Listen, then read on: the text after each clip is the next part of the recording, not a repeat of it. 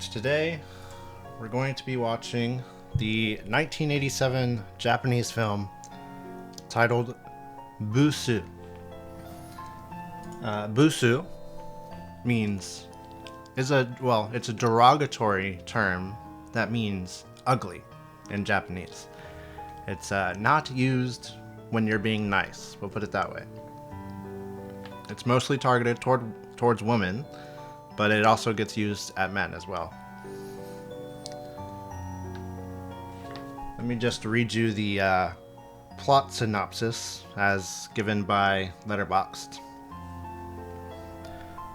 Mujiko, an 18-year-old, attempts to escape her unhappiness with village life by going to Tokyo to live and work in the geisha house run by her aunt. The daughter of a once great geisha, Mujiko is entitled by blood to train in the geisha's ancient art of classical Japanese song and dance. And having seen the movie before, I would say that's not exactly the greatest description of what we're about to watch. But it is a description. It's not wrong. It's just lacking a lot of the details that you might want, which is fine. If you haven't seen this film before, I'm not exactly sure what approach I'm going to be taking today because this is kind of an experiment. I've never done a watch along or anything like that before, so I'm not sure how much I'll be talking while it's playing. Certainly some amount. It's not going to be completely silent for me, but yeah, I don't know exactly how much commentary I'll be giving while I'm watching it. So if I do give some commentary, there's a chance I'll spoil what's to come. I'll do my best not to. So if this is your first time watching, don't worry about that. I don't think there's anything in this film that's like, oh, a surprise or anything like that that I can really give away anyways. Maybe one thing towards the end, and that's about it. But yeah, I'm not too sure if I should do much of an introduction or anything like that. You can find this movie on YouTube, freely available, but I'm not going to be streaming it directly to you.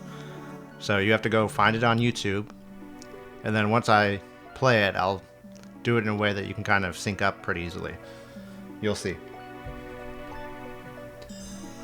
Okay, well, I think without much further ado, let's just get into it. On the count, well, let me give you I'll give you a minute or two to go turn it up, to go find it. It should be linked. Let me check. I think I have it linked.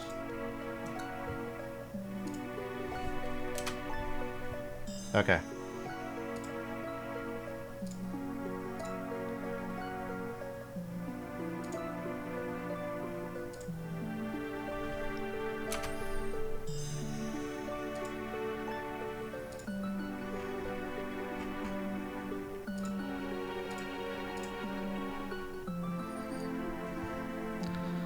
Okay, I've linked it in the chat. Let me just make sure that works.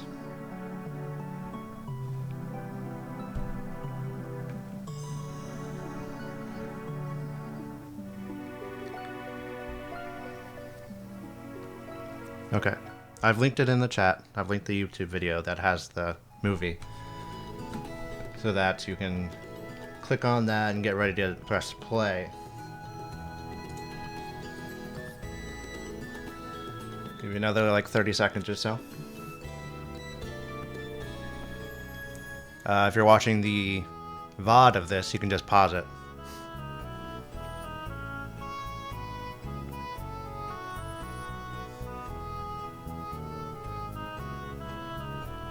Hope everyone's having a good day though. This should be a fun watch along. It's experiment, so hopefully nothing goes wrong, but I think I've got it figured out.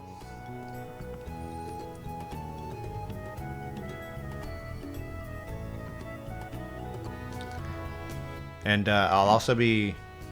I haven't quite decided. I'll definitely be talking about the movie to some extent afterwards. I don't know how long.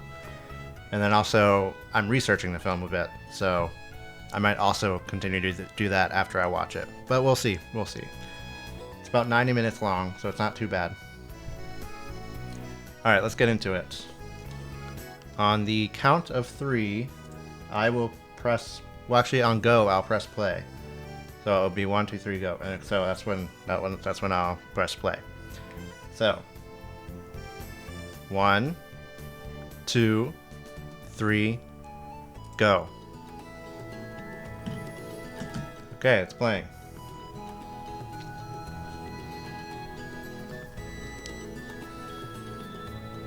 Can you guys see that?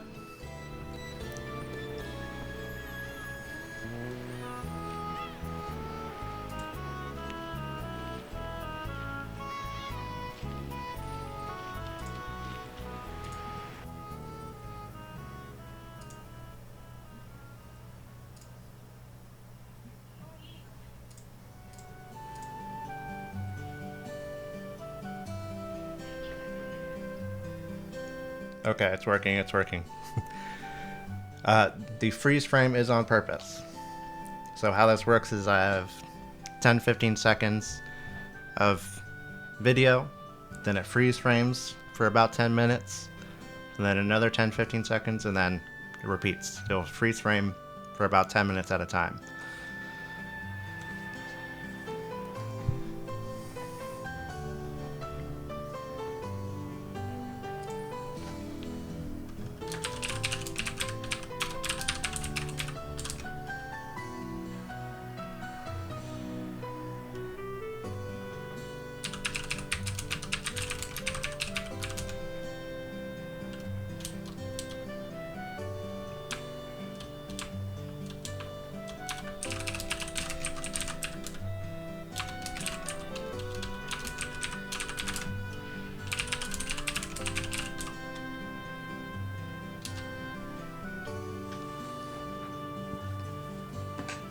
I love that the first thing she gets when she's here is a burger.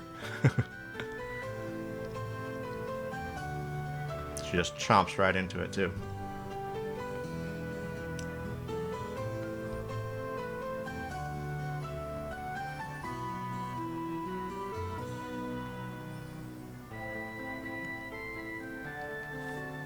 Oh, I'll pause the music as well. Sorry, forgot about the music.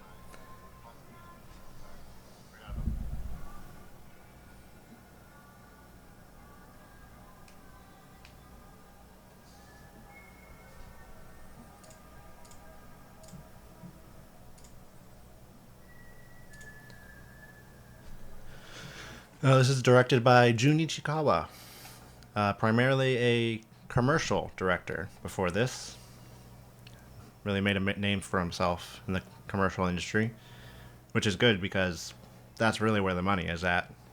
You don't make a lot of money as a Japanese film director, but it's much more lucrative to be a commercial director.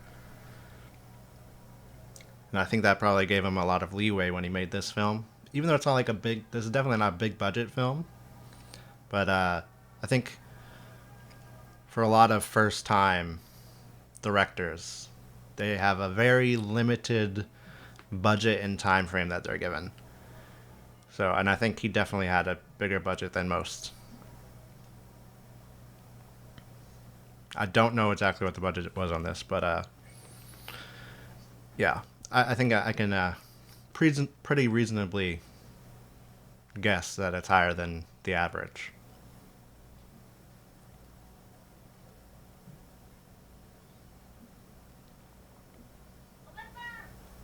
It's been a little bit since I've watched this, so I'm kind of refreshing my memory as well.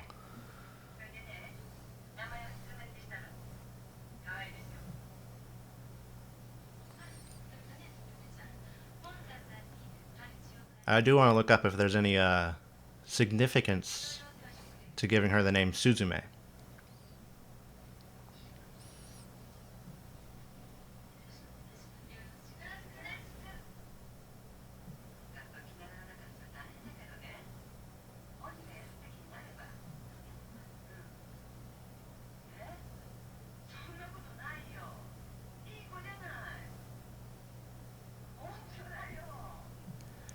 Yeah, that aunt, she changes her tone pretty quickly.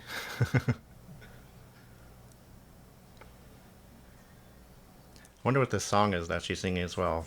Sparrow, sparrow, where is the inn?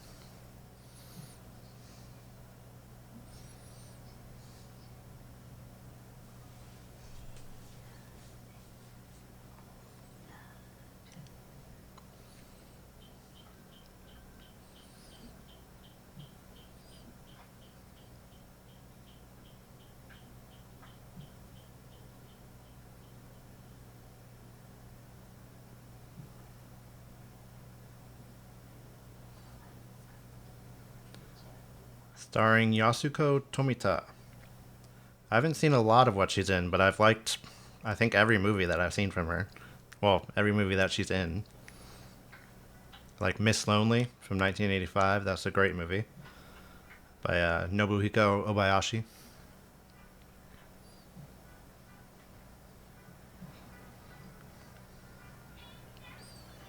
I think she still acts some today as well, but not very much.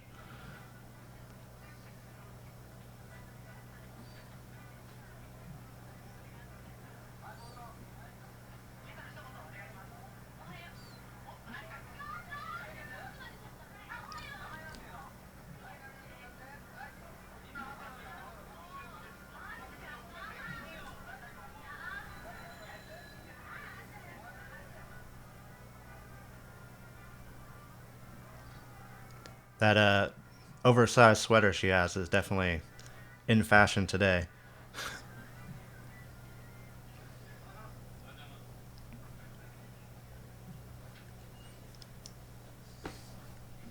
Or I guess you wouldn't call it a sweater, but I don't know the actual names for those sorts of clothing pieces.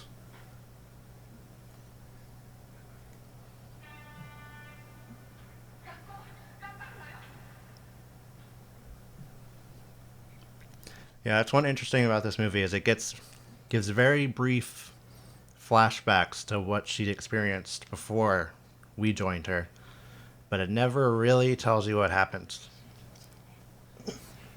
So you just kind of have to guess.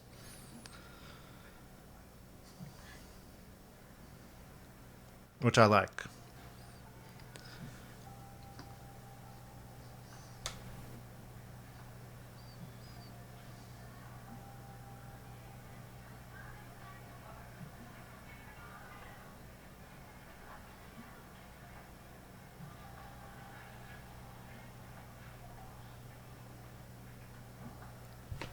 Of course, all the students looking at her, the new student. It's always a fun experience.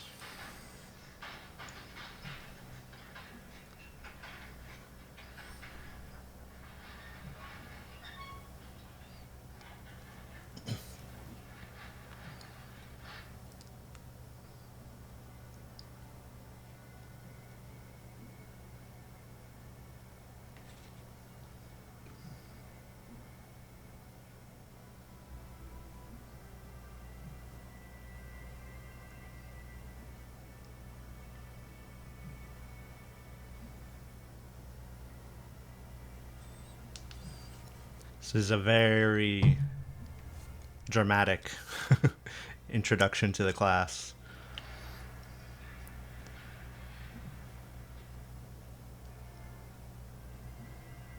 It does feel that way though. Like everyone's just all eyes on you, even though most of the time they do not care about you. You're basically invisible to them.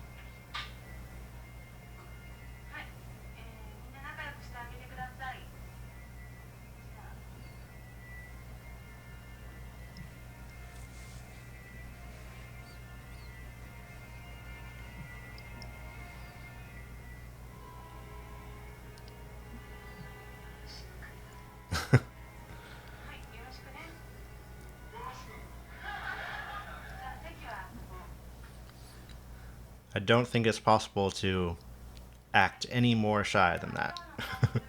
That is the epitome of shyness.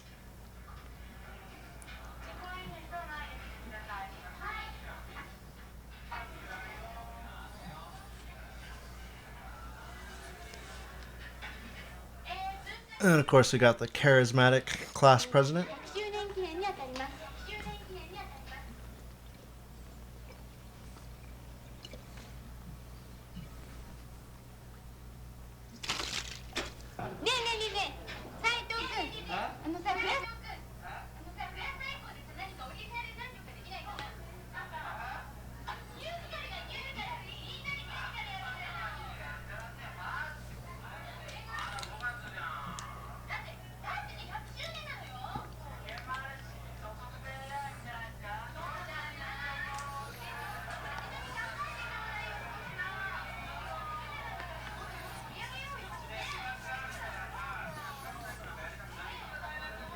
I do wonder how accurate these are to like actual Japanese classrooms.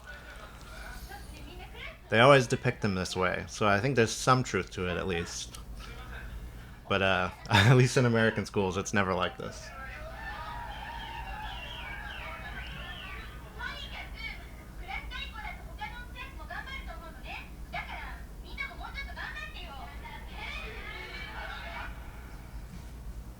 Oh, I love this.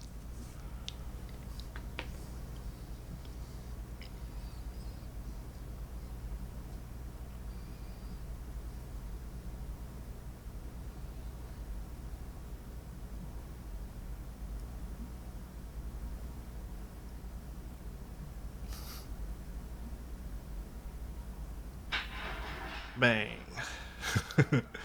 That is the best backhanded slap.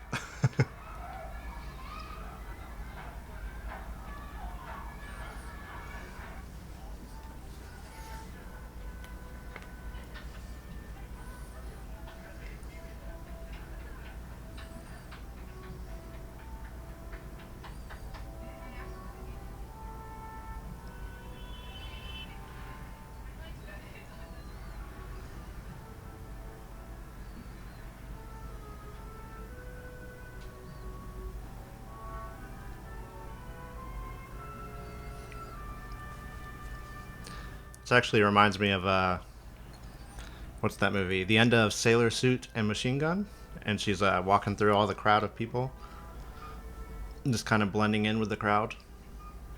Of course, that's at the end of the movie. It kind of makes sense too with the theme. She's going back to normality at the end of that movie.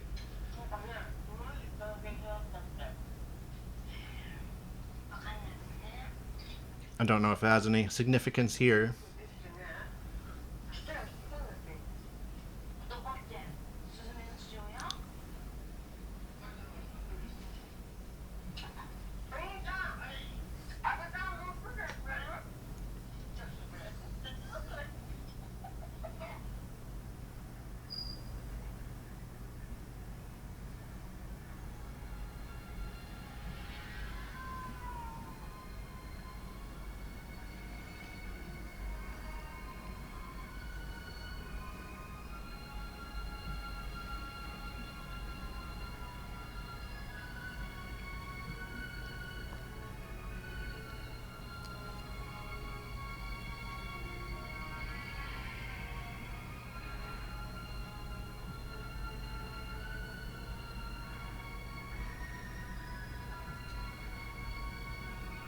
Hmm.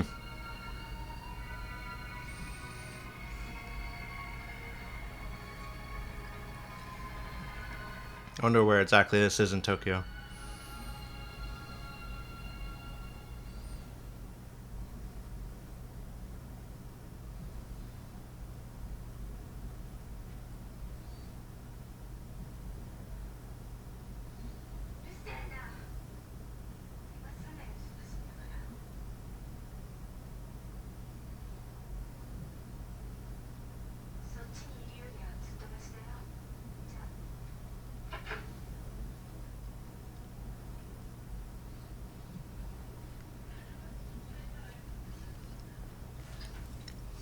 One thing I have to look into is if this story is based on anything like a book or manga or anything like that. I don't think it is. I don't remember coming across anything about that.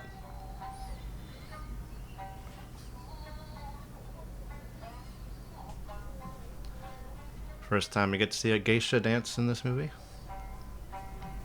Also, I just call them geisha dances. I don't know. There's probably uh, a better term for that, but that's what I call them.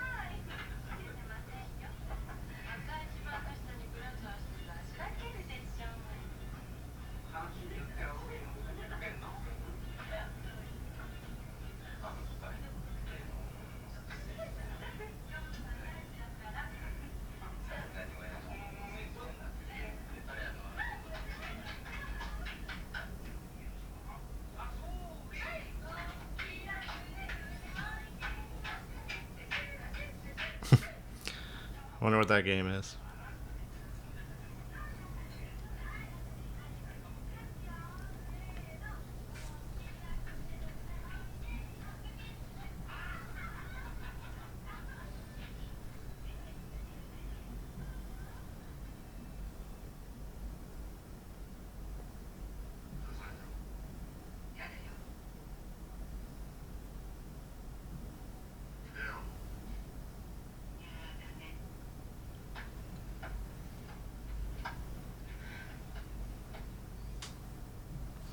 I don't really remember this storyline.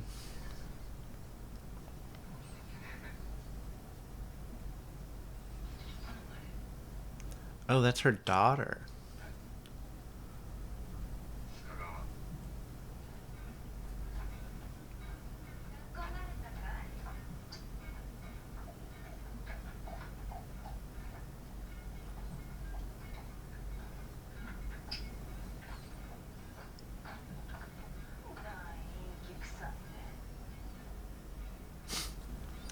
Don't be so gloomy.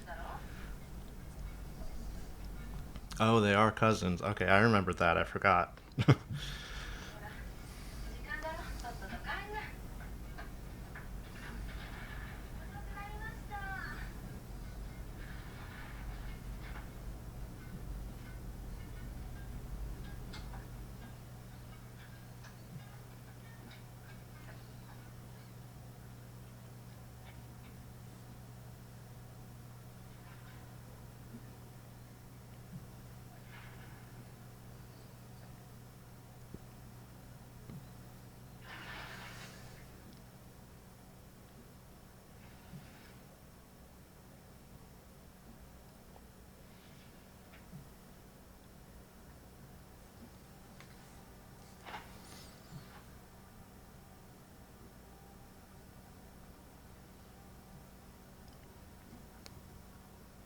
Thought that like doll in the corner was headless for a moment.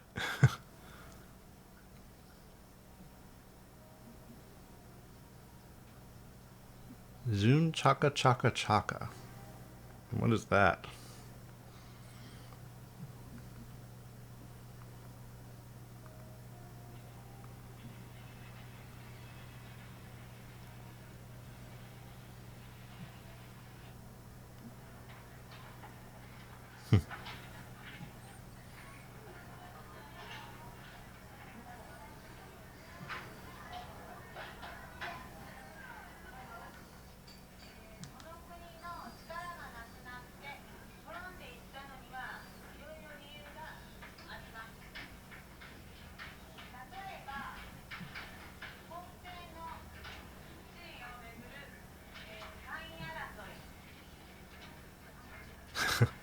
I can't imagine like just casually lifting weights in the classroom. Everybody would look like look at you like you're an idiot.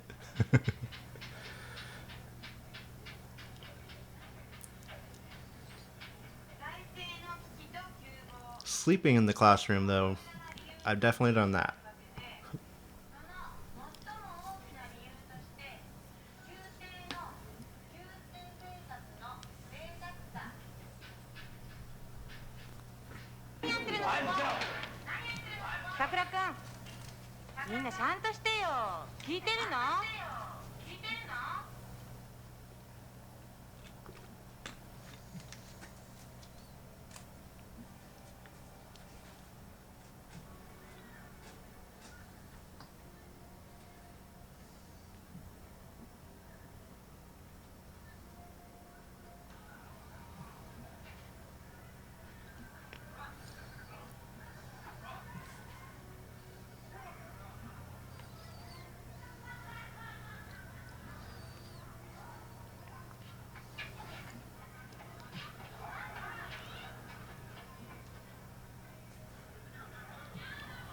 I do love looking at 80s fashion. I would never wear it, but it's very appealing to look at.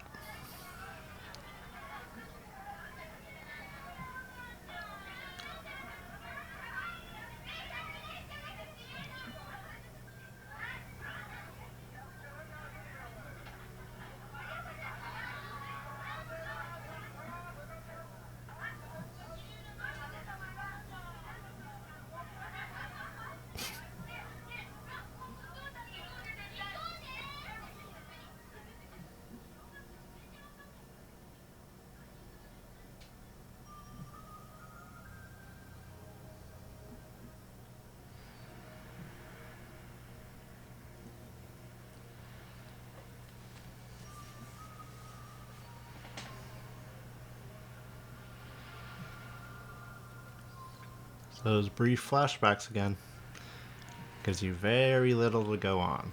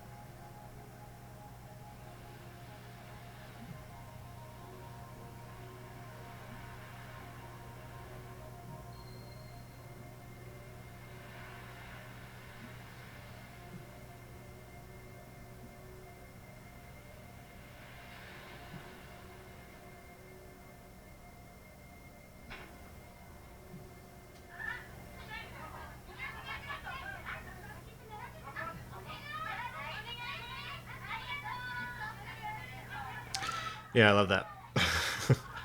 I got caught up in it for a moment.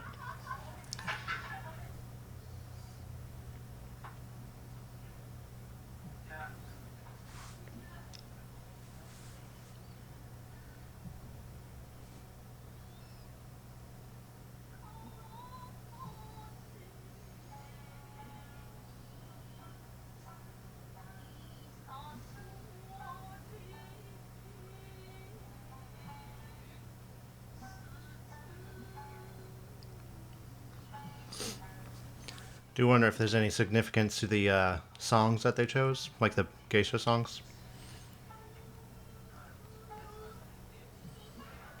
There might not be, but sometimes it's worth looking at.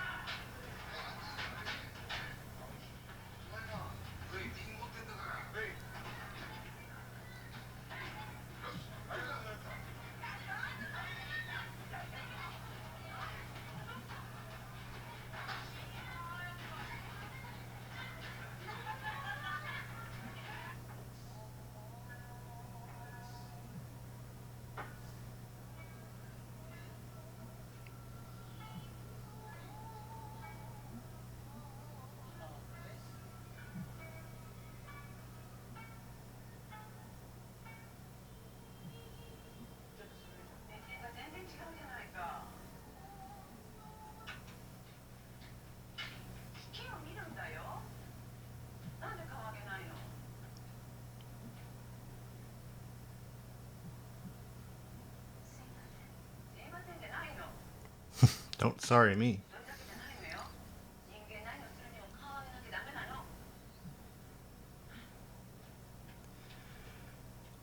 Yeah, I do wonder if there's like a translation thing because Busu means ugly, and obviously she's supposed to be the ugly person. But clearly, she's not physically ugly. She's a very beautiful young lady, but I think it's more like an aloof thing because she doesn't have like a very bright personality.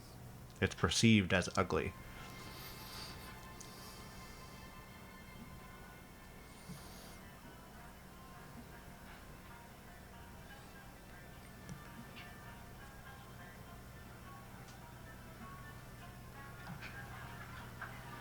This does seem like a very cruel punishment to have her just run after the carts instead of getting to ride them.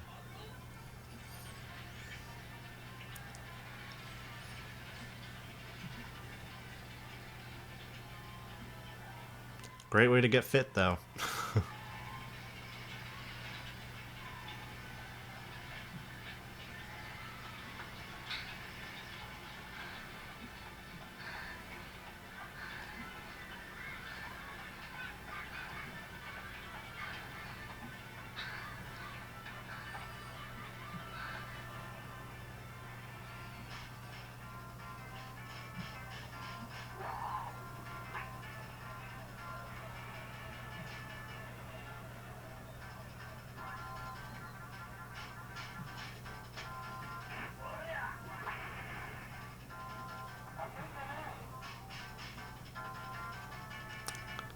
Did it say what game this is?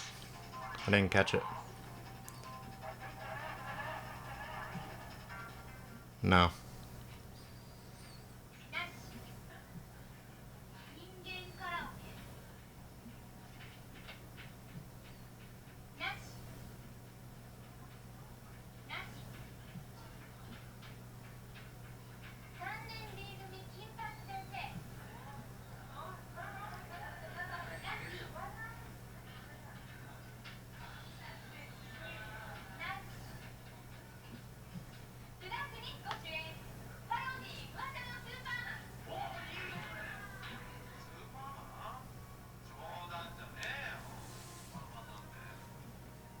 I didn't see when he figured out that she was taking geisha classes or training.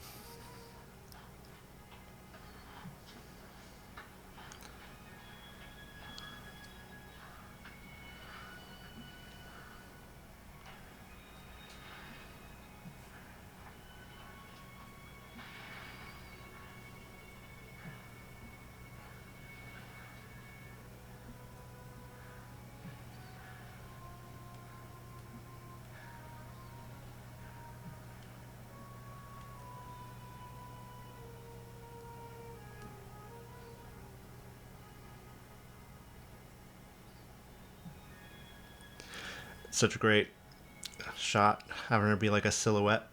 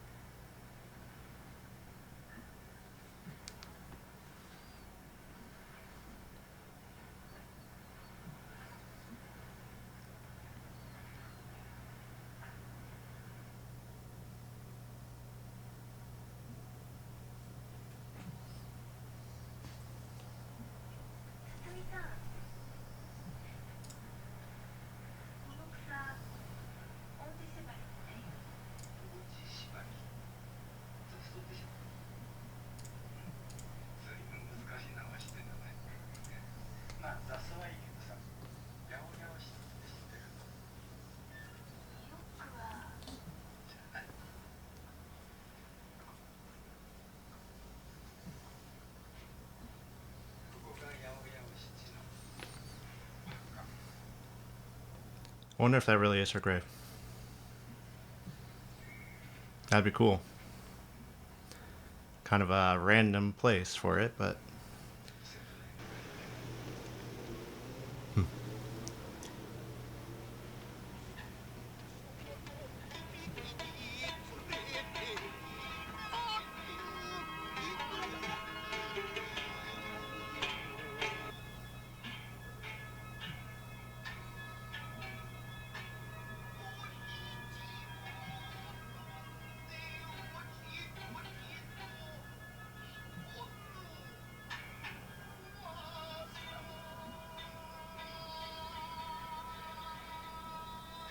I know these sorts of performances have a name, but I don't recall exactly what they are. Like the dolls. I know there's like a movie, I think an entire movie made like that with the dolls. So in like the 70s or something.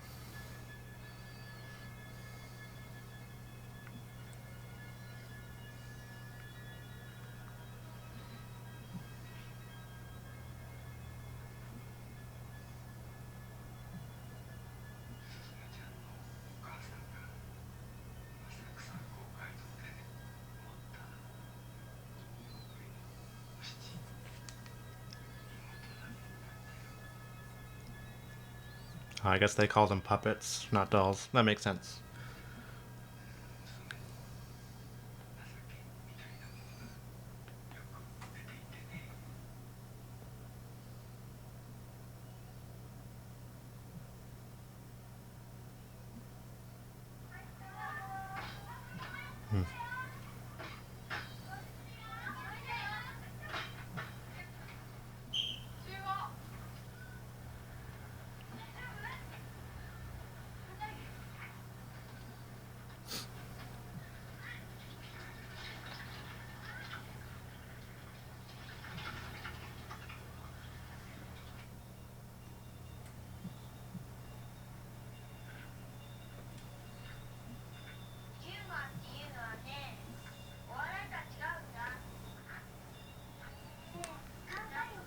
Humor is not the same as comedy.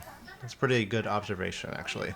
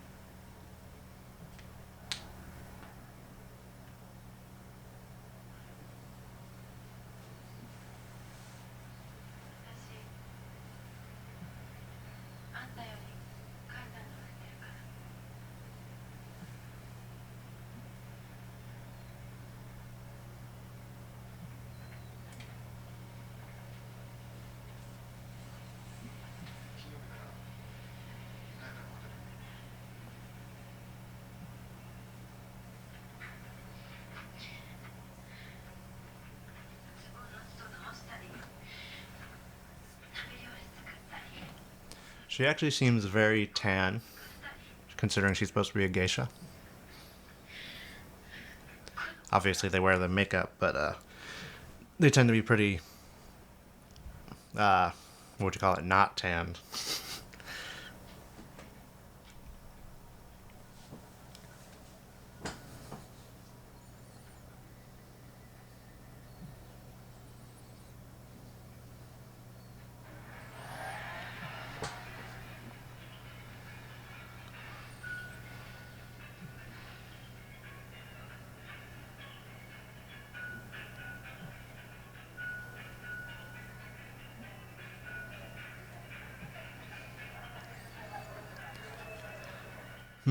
I don't remember this scene.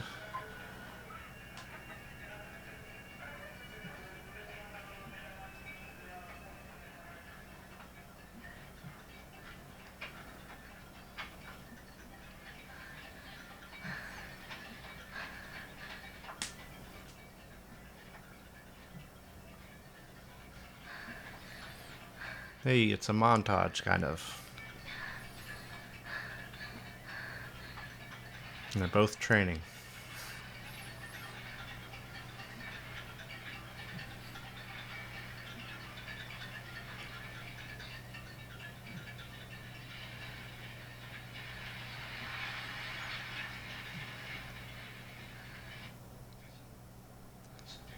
Oh, this guy. What is his name? Nobuo something, right?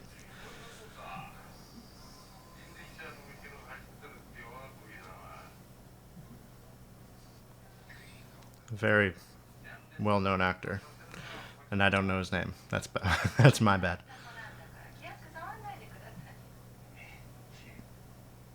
Nobuo Nakamura. That's right. Just playing a random customer.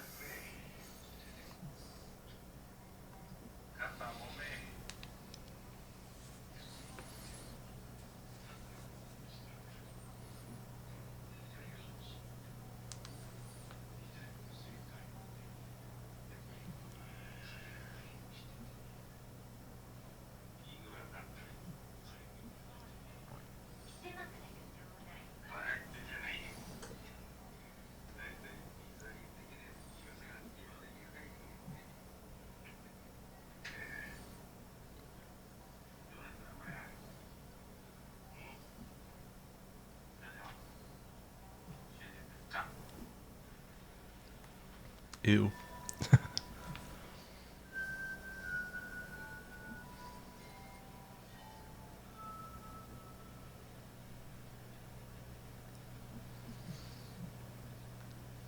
I don't know about you guys, but I don't think the first thing I usually ask usually ask a lady is, "Are you a virgin?"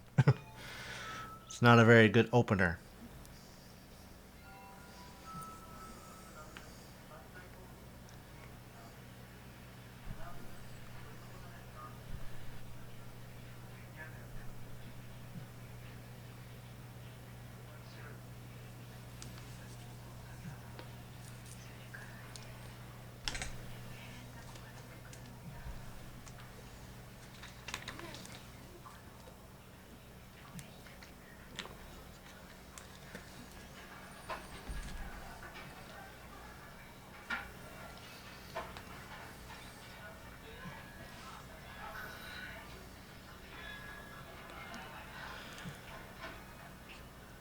This part kind of confuses me a little bit. Not because they're bullying her, because that makes sense, but you see her earlier in the movie, but now is when they're acting like the first time they've ever saw her. So it's kind of maybe a weird continuity thing, or I'm not sure what happened there.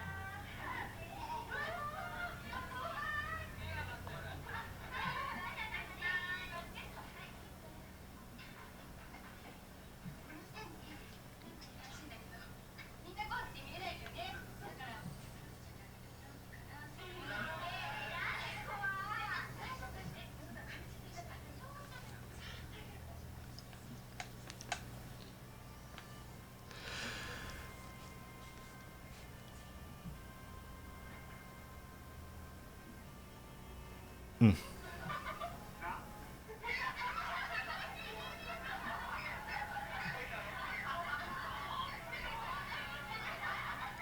I can't imagine being so mean. It's like over the top, but also this definitely happens.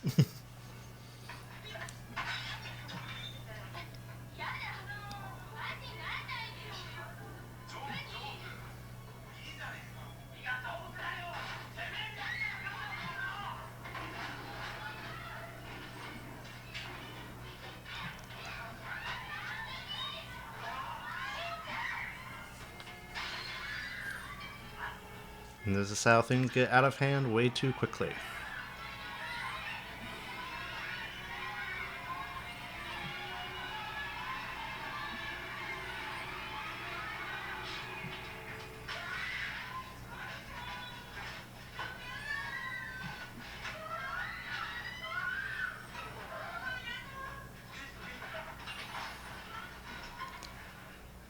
You have to get stabbed pretty hard with one of those because they're blunt. It's not like they're like really sharp, so it would hurt like real bad.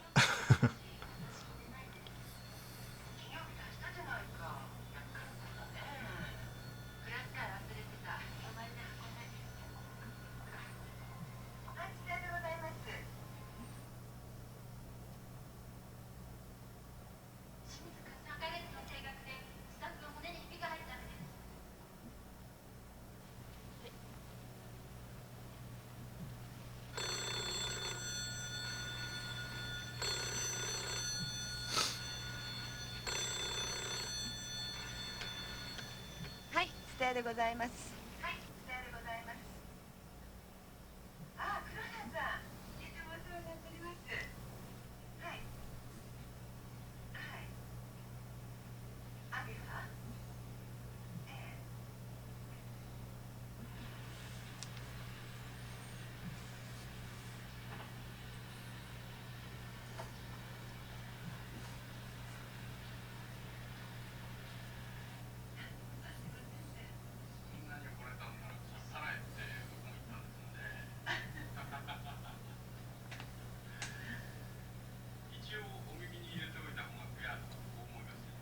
ご心配おかけいたしまして。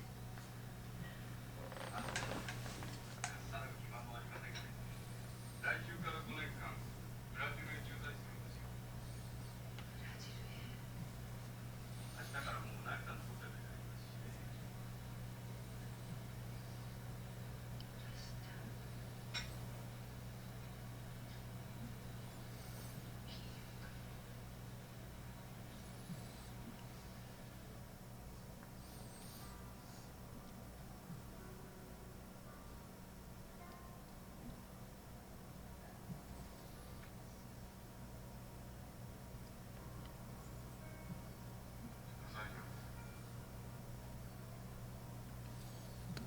Also, who says give me to her? Or give her to me?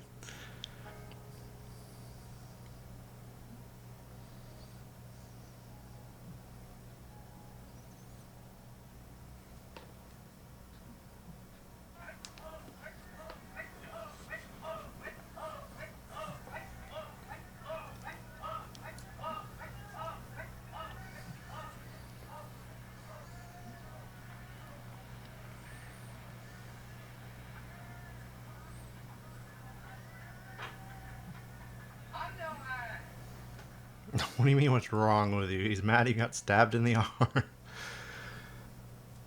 Seems pretty obvious.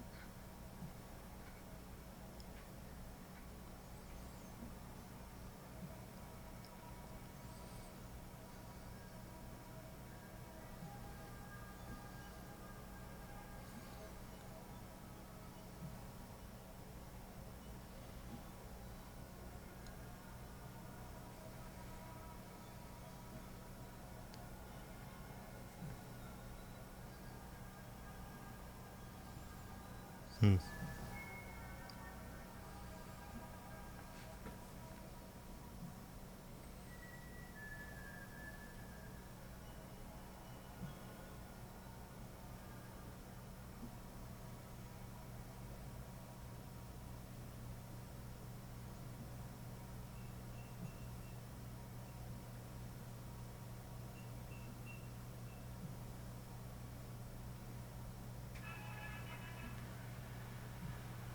Looked like baby photos in that book.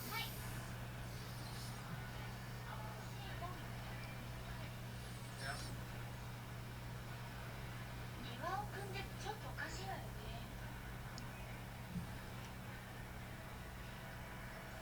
何か。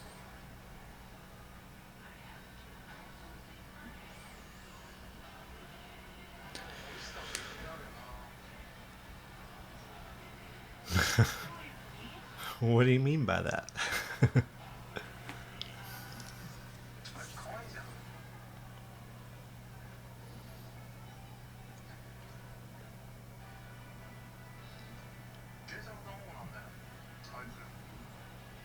者なのか。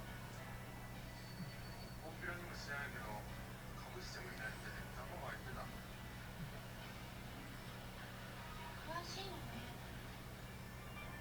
I love the way she says, "You're so well informed." Very suspicious of him.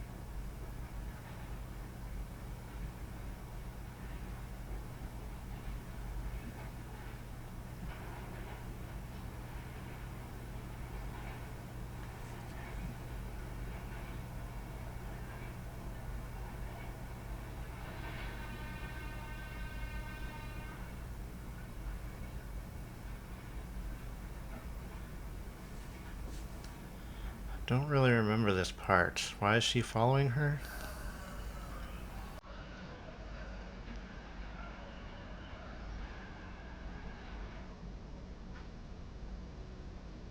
Hmm.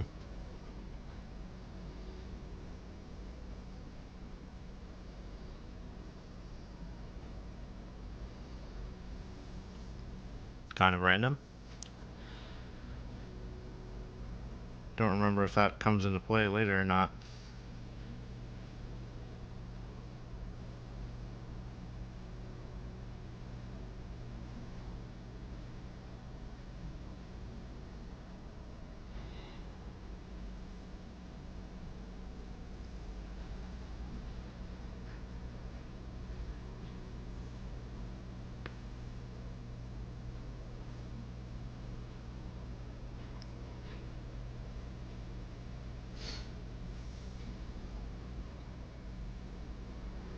Pretty sure this song would 100% get me copyrighted. One of the reasons I do not have audio on the video. Also, I think it would just be like weird having it. Might cause like double audio issues and stuff.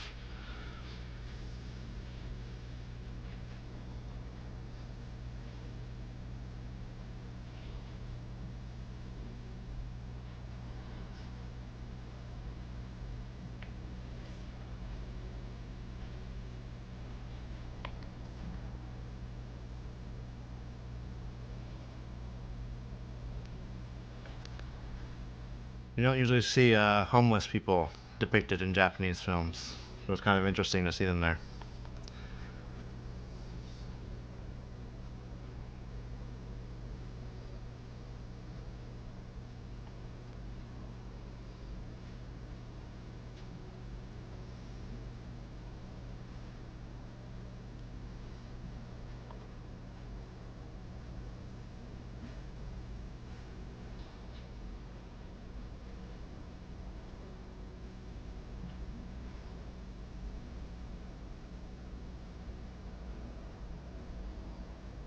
Was shooting a movie or something?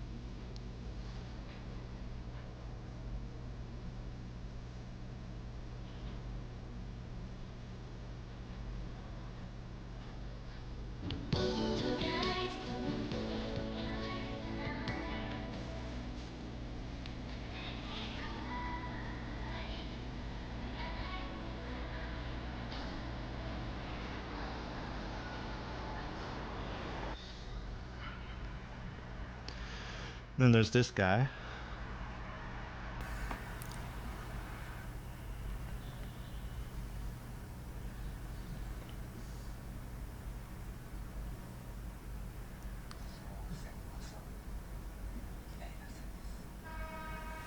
Yeah, when I first saw this, I thought I missed something when he showed up. I was like, who is this guy? And I still don't know who he is.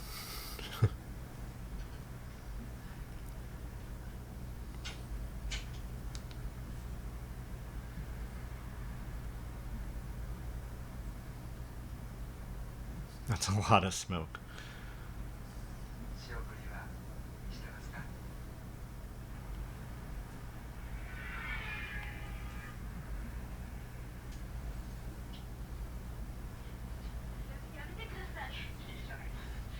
Trying to take her to a love hotel.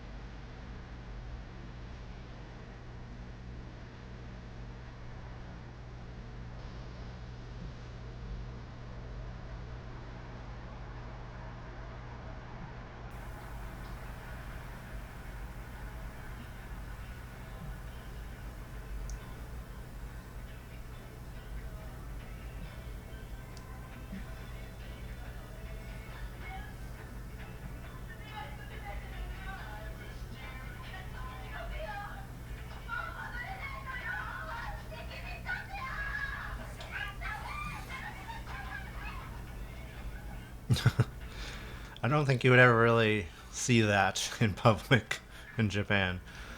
Very, very, very rare.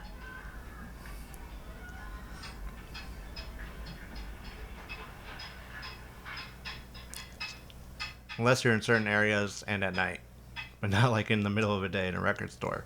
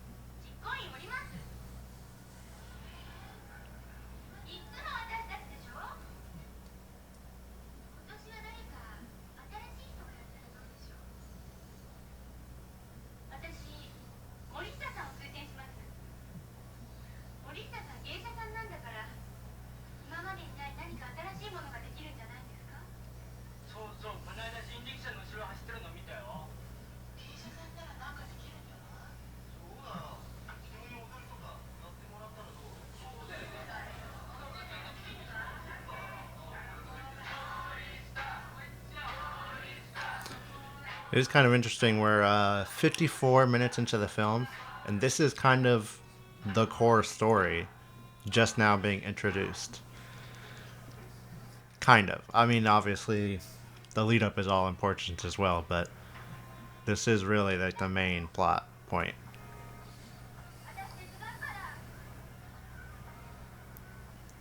So there's only about 30 minutes left, or 40 minutes left, sorry.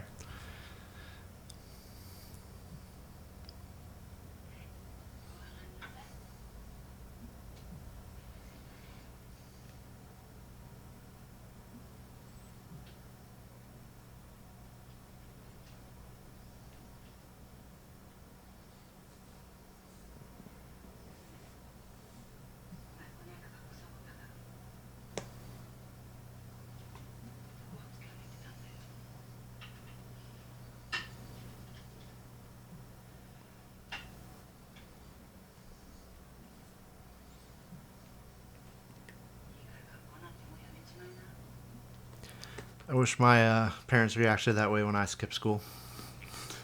Just like, where'd you go off to? Hope you had a good time.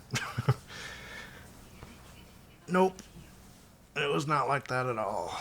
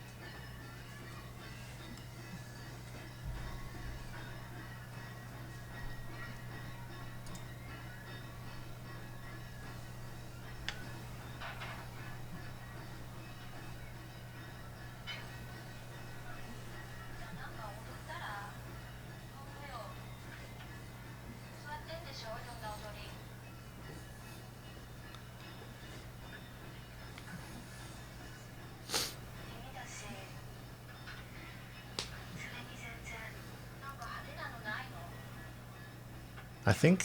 Oh yeah, I think they're supposed to be 18. So technically they're allowed to drink. It's just a little bit weird thinking about a high schooler just drinking out in public, from an American perspective at least.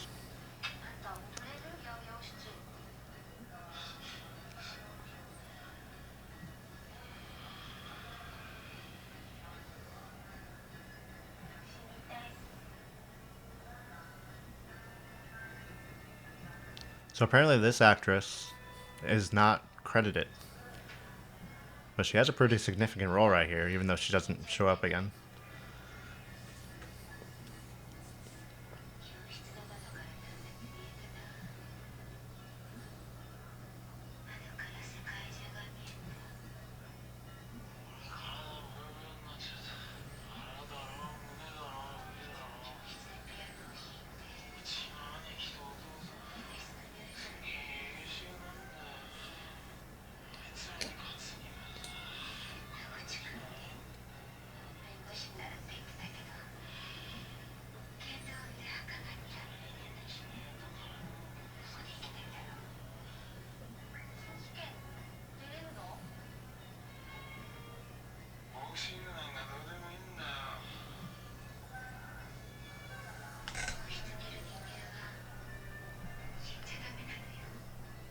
Those in the classroom must not die. I think there's probably a lot more other people you could say must not die as well.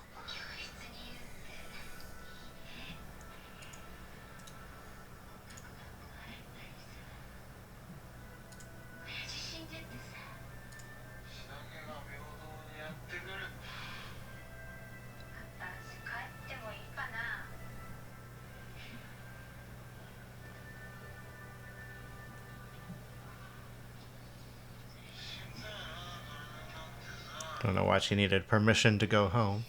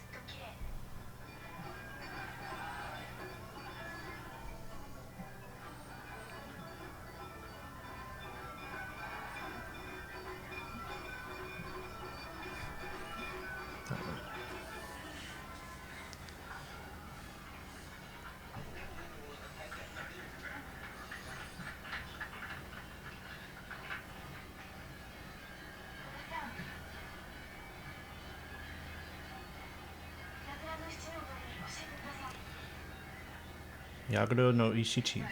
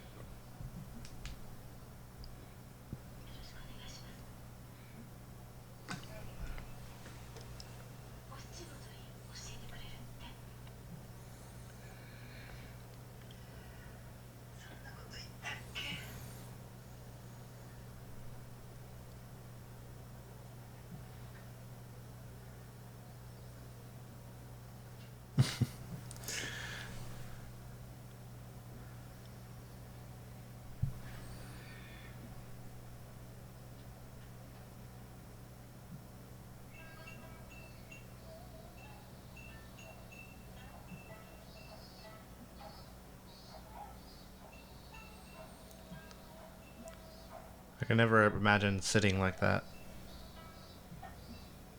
My legs would go numb so fast.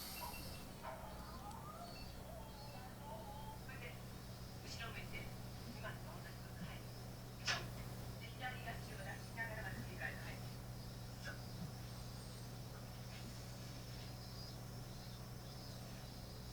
ラブラブちゃんそれちょっと早速やってみてよこうして座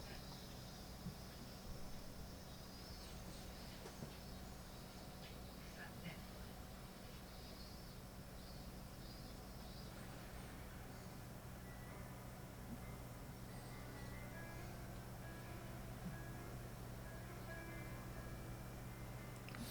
Seems like a very precarious place to train. Just on this side of right next to the water, where you could just fall right in.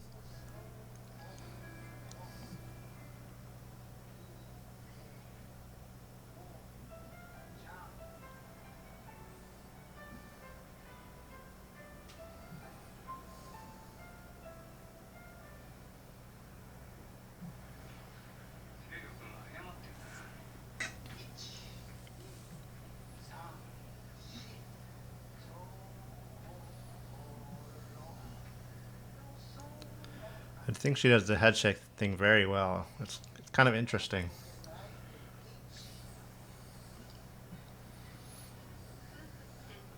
Like, I don't know what the origin of doing that head shake thing is in geisha dances, because I think I see it pretty often. It's not like every one that I've ever seen has that, but it's not uncommon.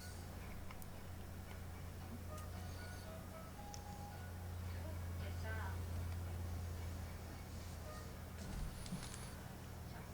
社会とか世界とか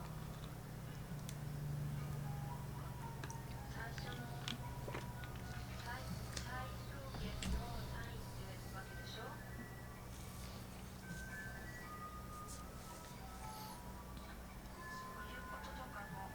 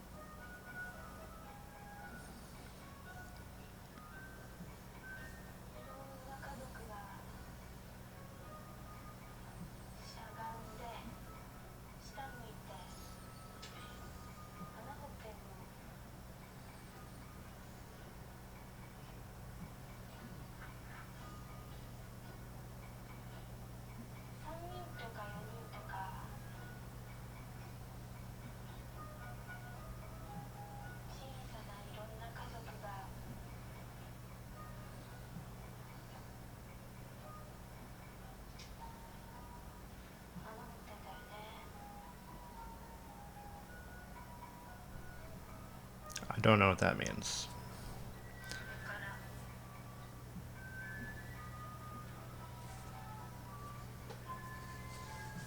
一緒に住んでて子供作んない人とか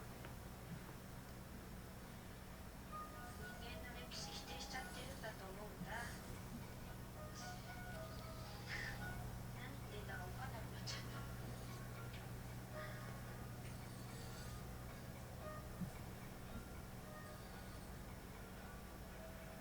でも私一度だけソープとか What? 勤めるかもしれない。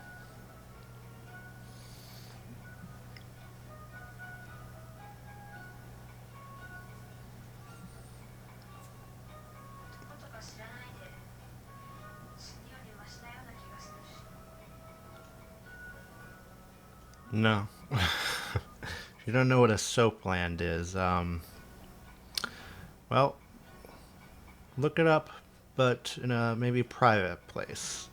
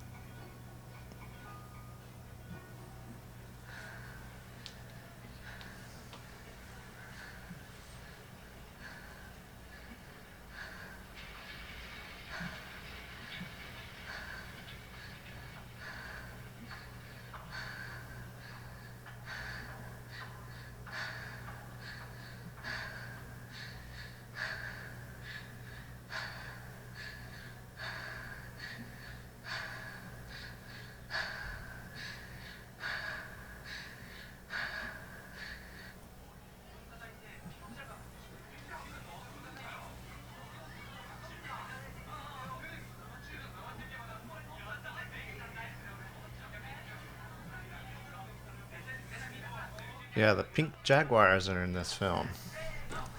A real, what do you call them, a band? Music act. But yeah, they're in this.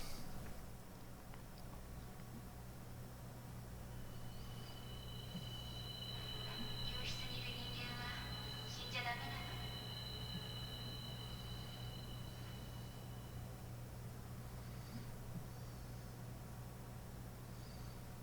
森下さん、文化祭はどうですか？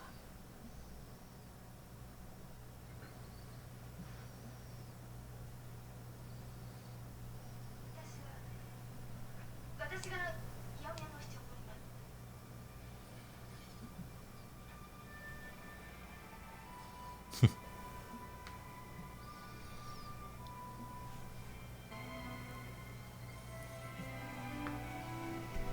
姉さんがね、ちょうどあんたくらいの時に来たやつよ。浅草公会堂で。お七の衣装。早がり。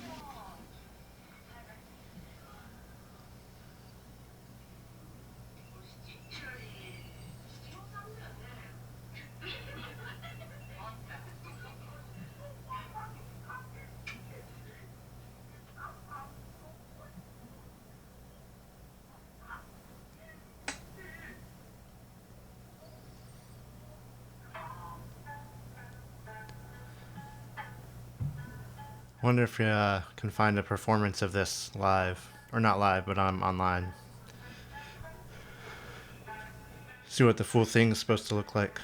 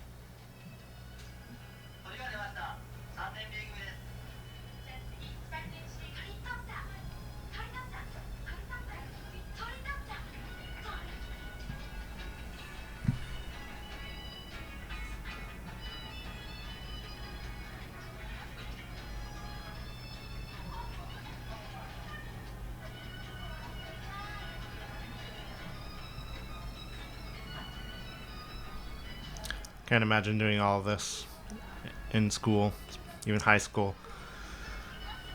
This would just never happen. Especially now.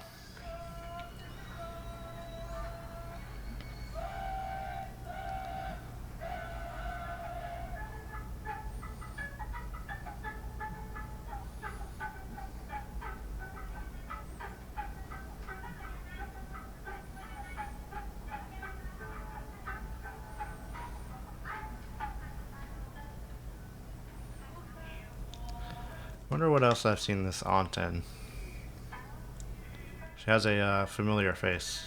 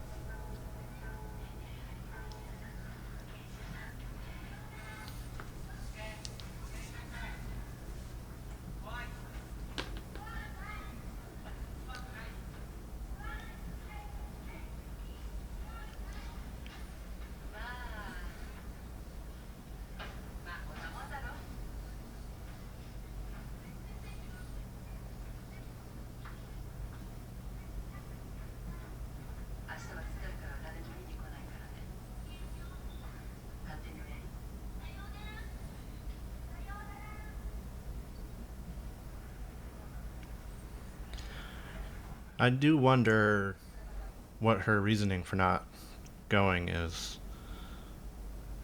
and if it's a good thing or a bad thing. Kind of seems like both, somehow.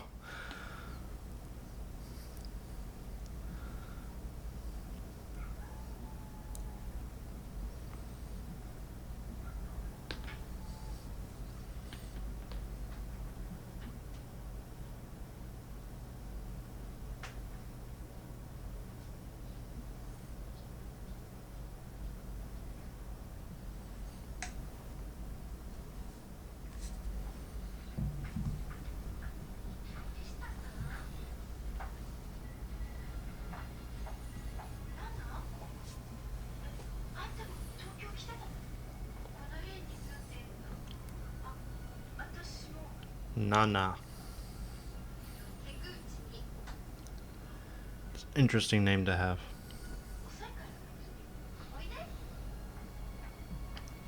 Sounds kind of like a Nana. like a grandmother or mother, maybe. Do you use Nana for mother? Not really. Just grandma.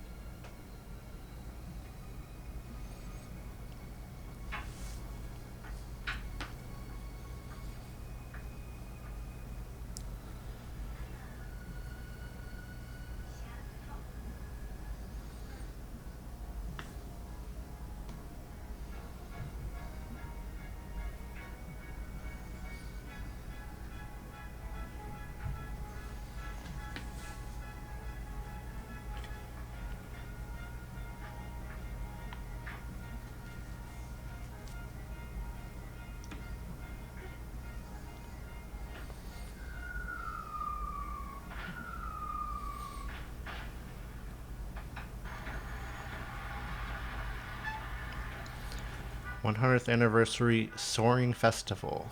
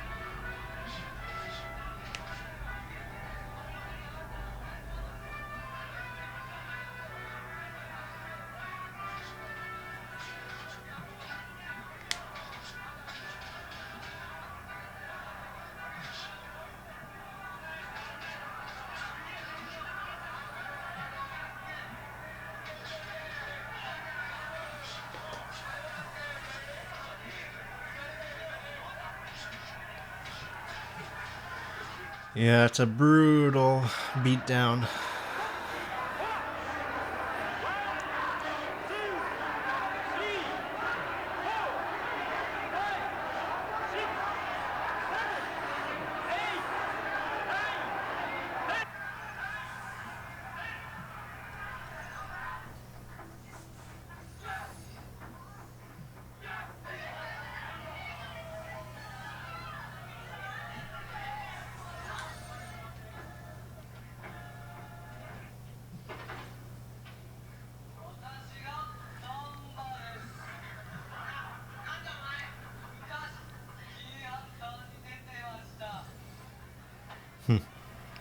Wait.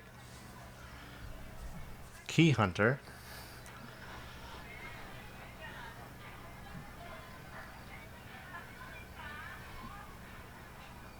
Now I'm curious.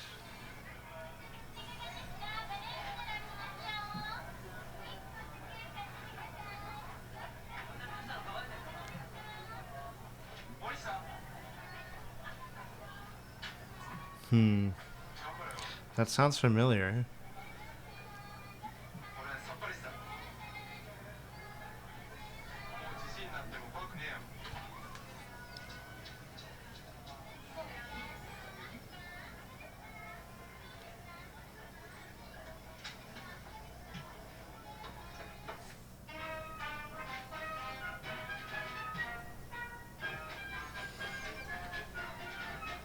Key Hunter was was a show, and it was, yeah, and it's Tetsuro Tamba. That's so funny. I thought that might be who they were talking about. That's so random. Because I'm thinking about doing a video on Tetsuro Tamba. I haven't really done much of the research yet, so it's very far off whenever I do plan on doing it. But yeah, so it's just kind of funny to see him randomly pop up in this film. Did not expect that. Well, he didn't pop up, but his name did.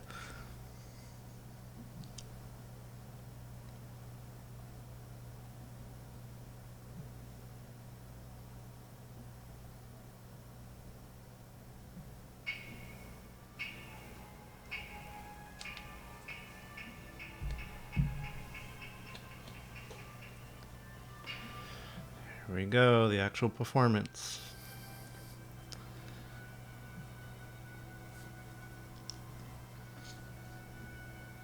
That snow is way too Perfectly distributed.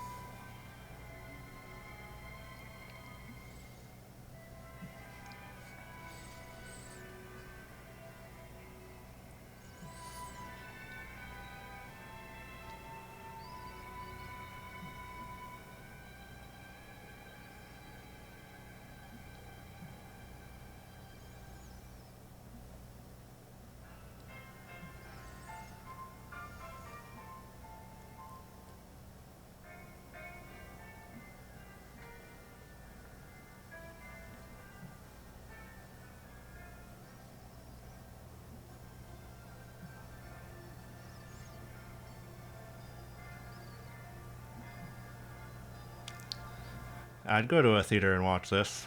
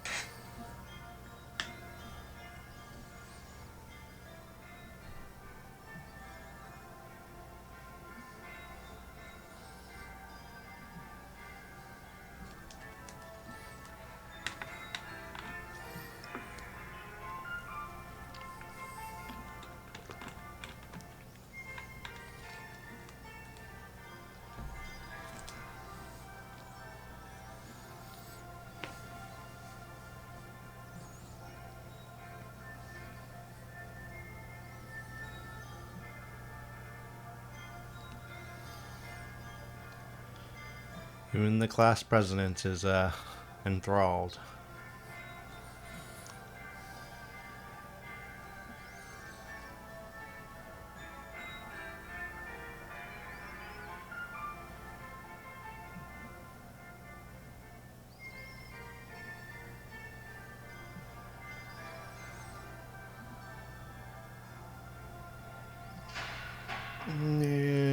Disaster.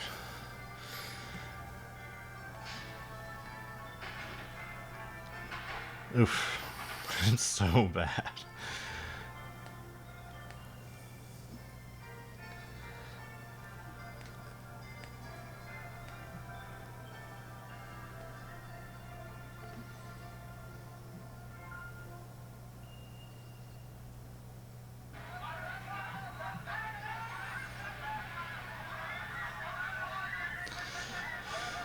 And here comes Pink Jaguar.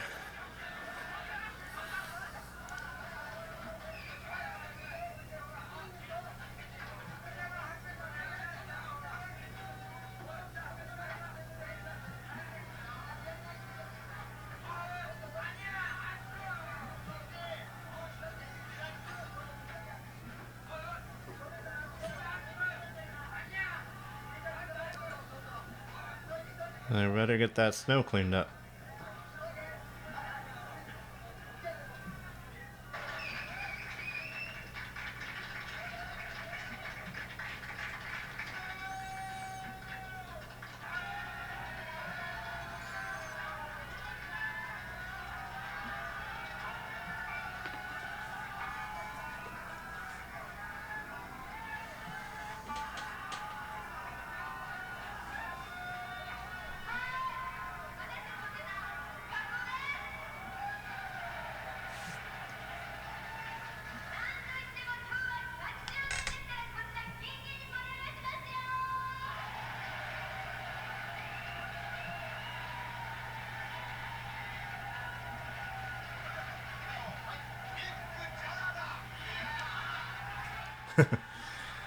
I love that brief look at Japanese television.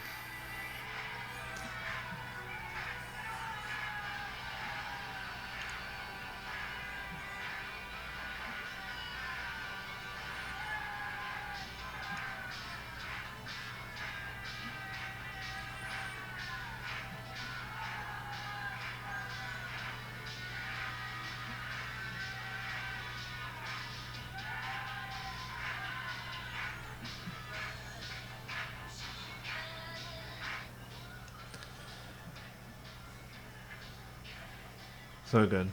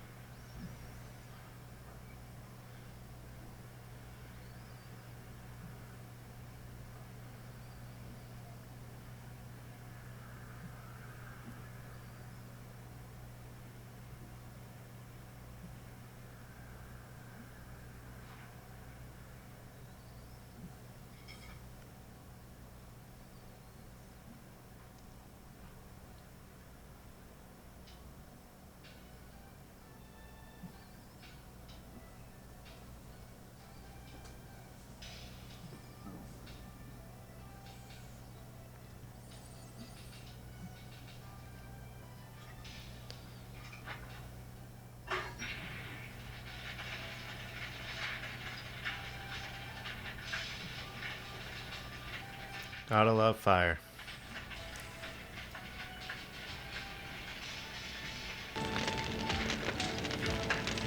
Burn away all those feelings.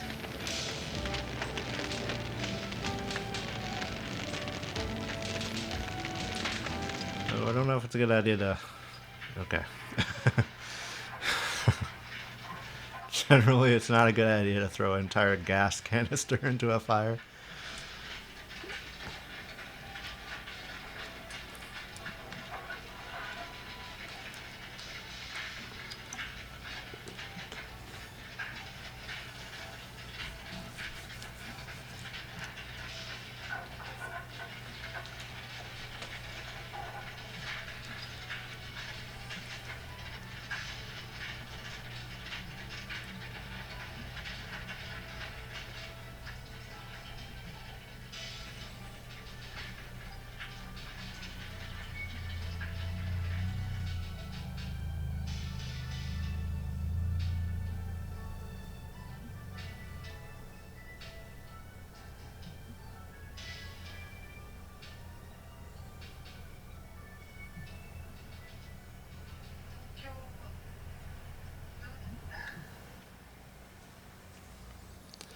Reunited with her mother and with a smile on her face.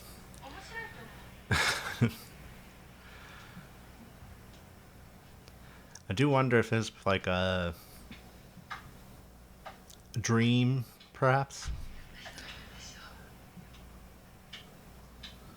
just because of the white, blown out background. And not, they're both wearing like white, perfectly white shirts. So it seemed a bit like it's not real, but you don't know, maybe.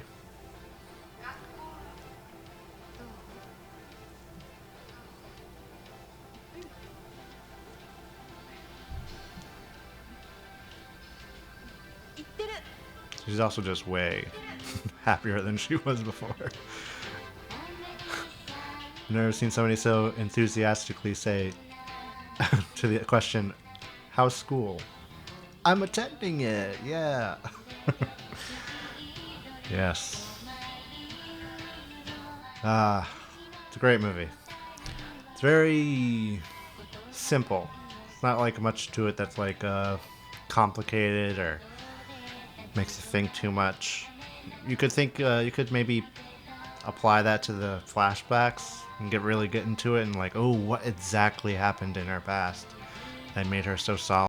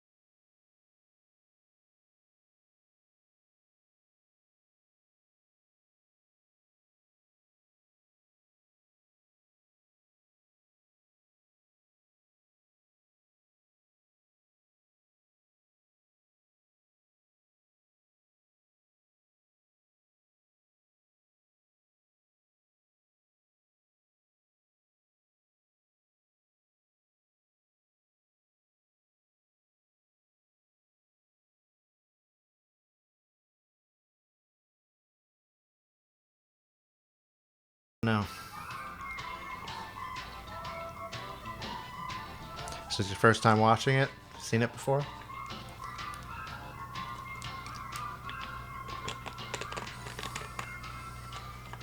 This is my second time watching it all the way through. Watched it the first time, I think that was in December of last year.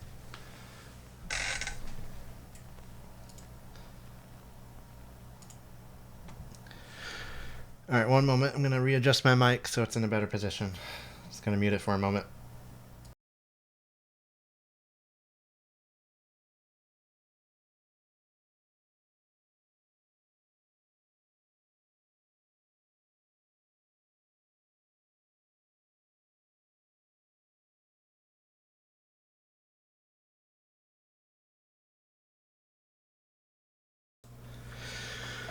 Okay, doke. Yeah. Should I log it? Log again. It's currently 4:23. Yeah, I think I'd probably leave it at 4 stars. It's a tough choice. I mean, it's a pretty simple movie. I tend to, like, when I give higher star ratings, I like it to be something that I can really think about more and all that. And I don't think that's really the case for this movie, but I don't think that's a negative. It's just not something I would give like a really high star rating to. I think 4 stars is really good, by the way. I think the way I do ratings is 2.5 is average. And I think average is, you made a competent movie if you made an average movie. It's not a bad movie. I know a lot of people, they'll give like 2.5, 3 stars, and they think it's a bad movie, and I'm like, what are you, what are you doing? That's not how that works. But yeah, I'll leave it at 4 stars. Should I read a review? I'm trying to leave a review for every film I'm watching this year, so I feel like I have to. But also, I don't feel like trying to think about that right now. Rewatched for reasons. Great time. There we go. I'll probably change that later.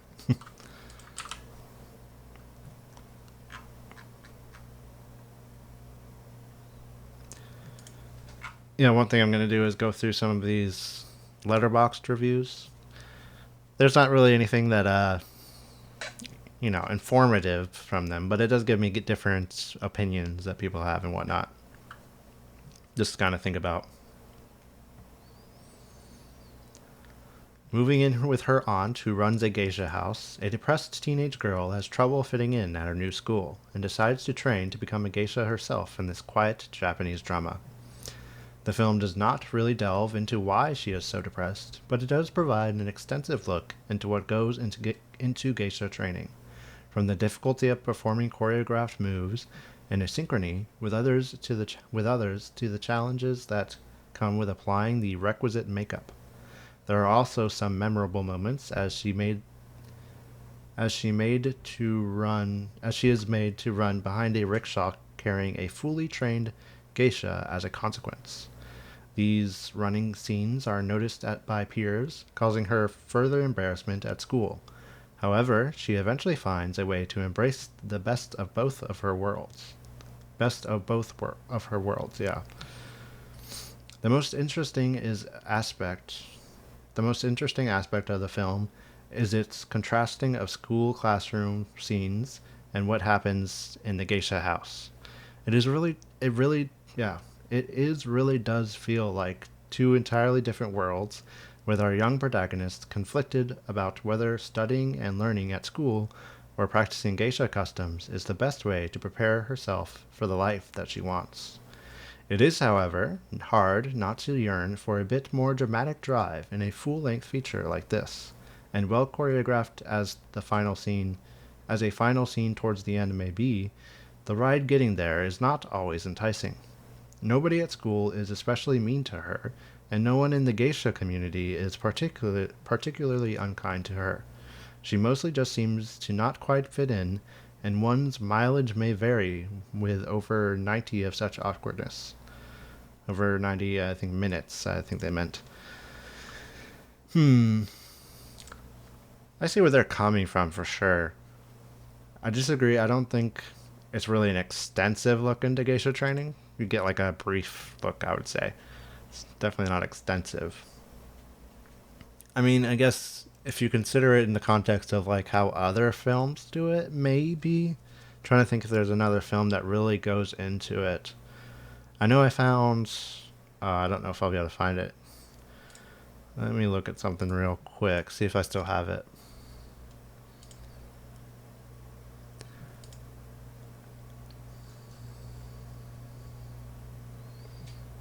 Yeah, I found this document called Geisha Films in Japan: Three Phases by Yoko Izumi. I didn't really read it yet. I was just kind of briefly looking over it, but it does talk about Busu as one of the films, and it goes through the different eras of geisha films, which I think is interesting. So there's probably other ones that cover it well, even a bit better, but I think in terms of movies, it probably is. You could probably consider it extensive, but it's still overall not really an extensive look. It's just kind of a very, I would say, brief overview. There's probably some documentaries and stuff that handle it much better.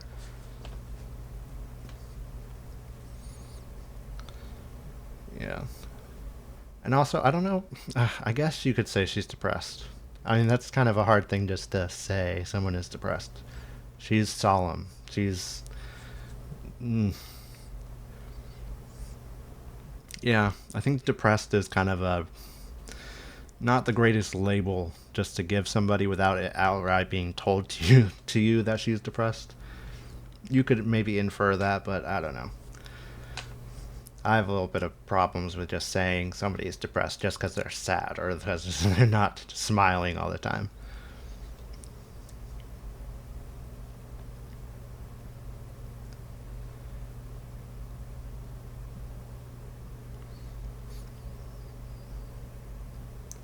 No screen cosplay embarrassment. I don't know. She didn't really get embarrassed there, I guess. She's more like, oh, I didn't know you guys knew. She doesn't have much of a reaction at all, which is kind of her default. That's just how she is. At least for this portion of her life where we're seeing her. I do think that's a little bit of an interesting aspect is the contrast between her school life and her geisha life. It's a little bit different. And then also you could say there's a third life outside of both of those where she's wandering around the city just kind of finding herself, you could say. Yeah. There are very different worlds. Geishas, of course, you live a very structured life. And you do kind of in school as well, but in this school, with what they're showing us at least, it's very unstructured and they're doing all sorts of activities and stuff, which is not usually how school is, but at least for what we're shown, that's how it is.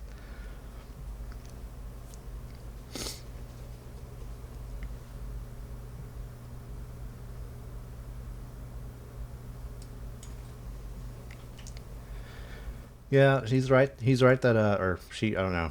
They are right that nobody at the schools are really especially mean to her. They're just kind of generally like, they're treating her like, I would say, pretty normally. If you're not friends with somebody, you're generally not talking to them too much. You know, they're just kind of there. And you're around. Maybe you interact intermittently, but that's about it.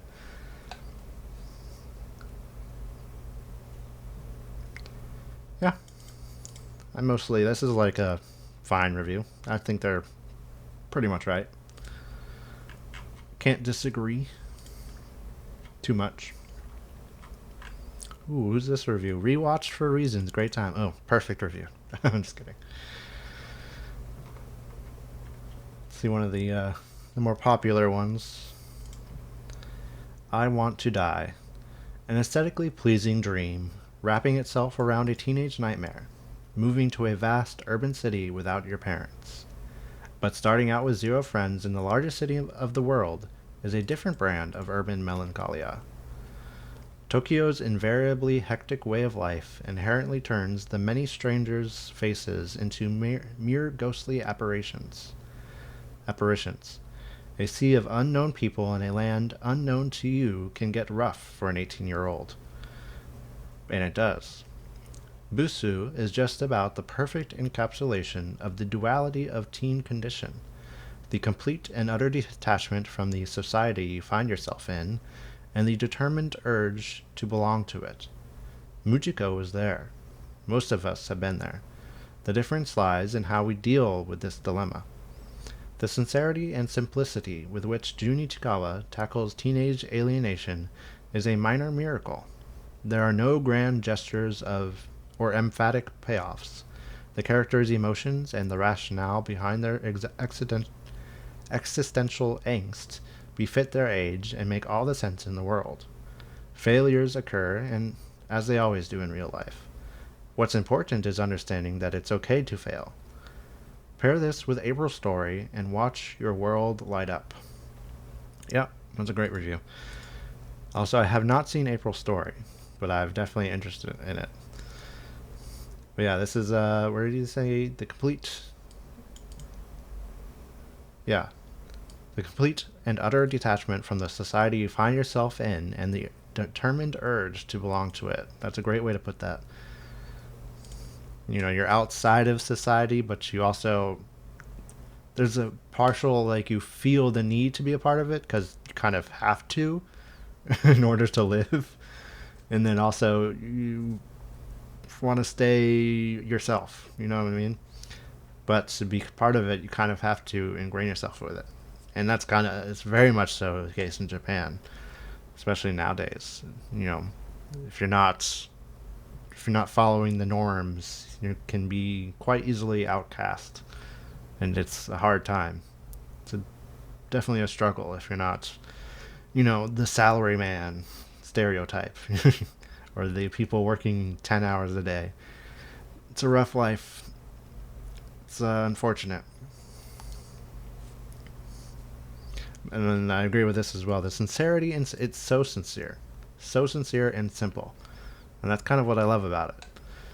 It's just so straightforward. Like, it's not complicated. It's not making any, like, oh, like, there's no blow up or anything like that. It just, it's very good. I like that part about it a lot. This person does good reviews. Ayush, I'm not sure exactly how you say that name, but he doesn't do he's, same thing with Jun Ichikawa.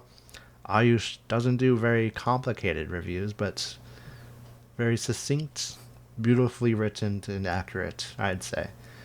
Great reviewer. That's why I follow them. These are all ones I follow, actually. I thought I was looking at the popular reviews, but anyways. Sci-Fi Wabi Sabi. I kept seeing the poster for this and thinking that sounds like a cute title. Of course, when I looked up Busu, it translates to ugly woman, more akin to calling someone a dog.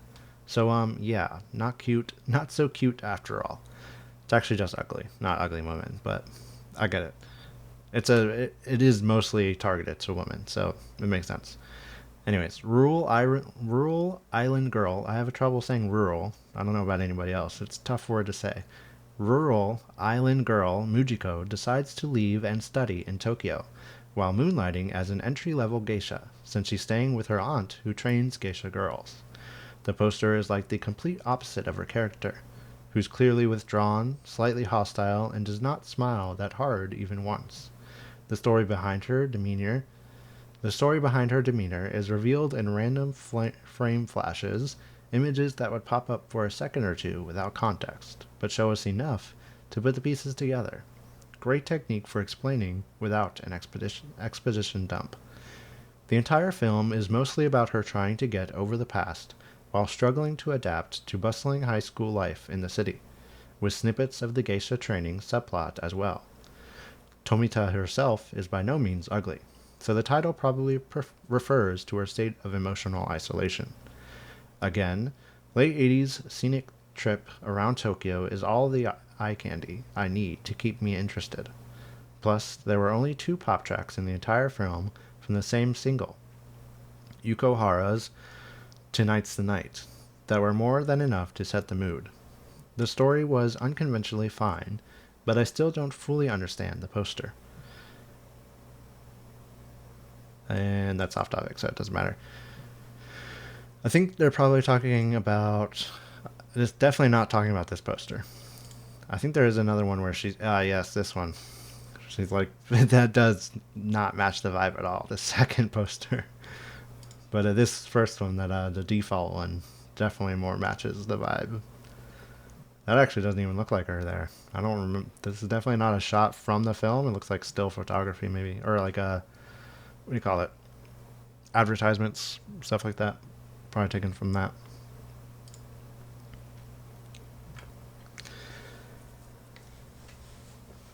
Yeah, I don't know. Yeah, shows it just enough to put the pieces together, and I don't know.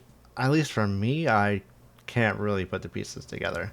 I kind of, sort of have an idea about like, I think her father's dead because obviously he's not in the picture when she's with her mother, and then something happened. Maybe he recently died and something happened there, and yeah. But I don't really know exactly. There's definitely a lot of question marks there about what happened. But yeah, I agree. It's a good way of explaining without having an expedition dump, and it matches the kind of like I think aesthetic of the film. Alistair Leach. Wow. Okay, Yasuko Tomita follows up an amazingly playful and deep performance in my favorite Obayashi, Miss Lonely. I also love that movie. With this very emotionally restrained tale of a young isolated teenager moving to Tokyo. There are moments of this film which are beautifully fragile, which are in stark contrast to the moments of violent emotional rawness, as the film's underbelly has a sense of darkness throughout. This perfectly sums up the mixture of rage and wonder of those formative years, and the film slowly tells the greatest lesson learned from that time, no matter what happens. For when we lived in those moments, which seem like the worst and the dread of the end, it is not. The world keeps turning.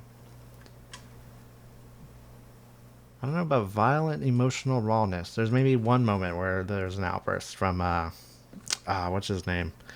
The student who attacks the boxer kid. Sorry, I do not remember their names. They don't say them enough for me to memorize them. I'll memorize them later when I'm doing my research, but yeah.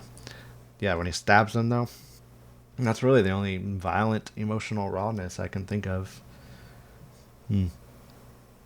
But I mean, he is mostly the same, takeaway that I think everybody else has so far. I wonder, actually, I should go to, let's see,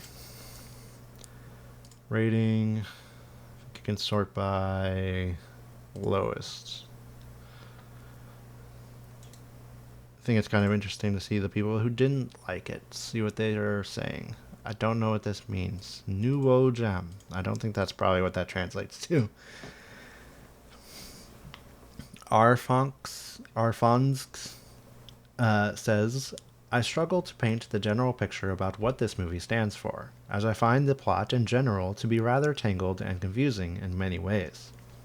On the other hand, the soundtrack selection is pretty spot on and is a perfect fit for the overall ambience of this movie, and the cinematography is also something to be highlighted about, as it's consistently a feast to the eye.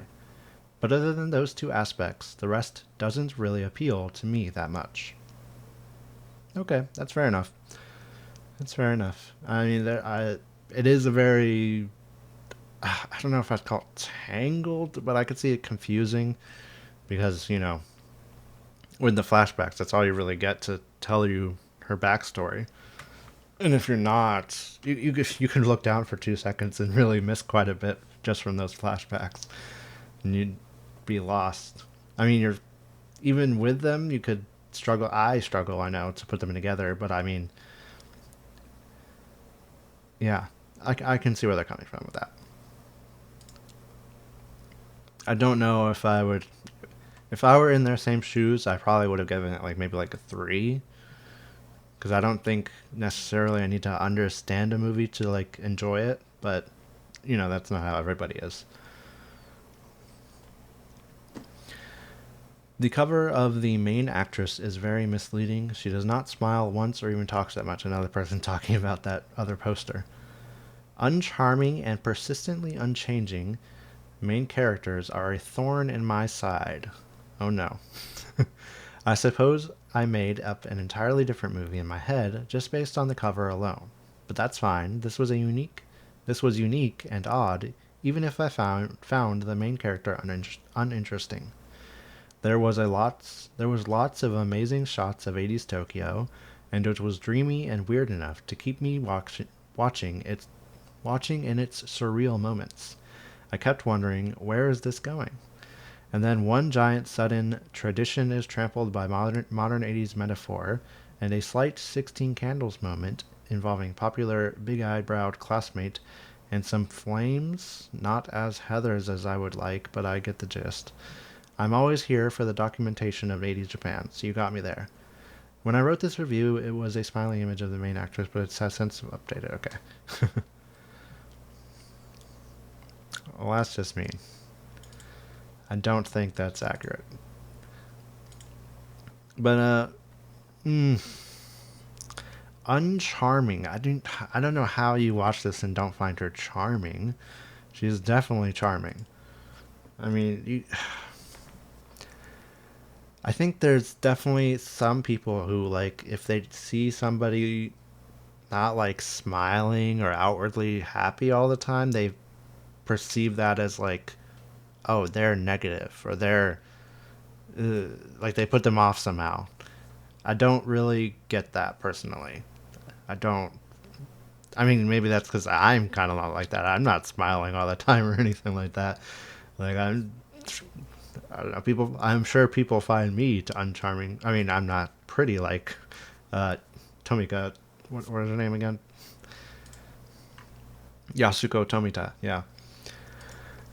I'm not pretty like her, so I'm uncharming in that regard too. But yeah, I don't like. I try to obviously you smile at people, make sure they know you're not angry with them. But you know, I don't think there's a necessity to be smiling all the time or look happy. Just be yourself. You don't need to be anything else to be charming. It's kind of like I think mm, a misconception to look at it that way. Persistently unchanging. She definitely is not unchanging though. She 100% changes in the movie, so I also don't agree with that. But the second part's pretty accurate though. He's got a yeah, he's talking about the amazing shots, definitely for sure. Great shots of Tokyo. There's somewhere I'm like, where is that? I want to go there. I'm sure it looks way different now though. Dreamy and weird enough to keep me watching. I don't know if I'd call it weird, but dreamy, sure. Yeah.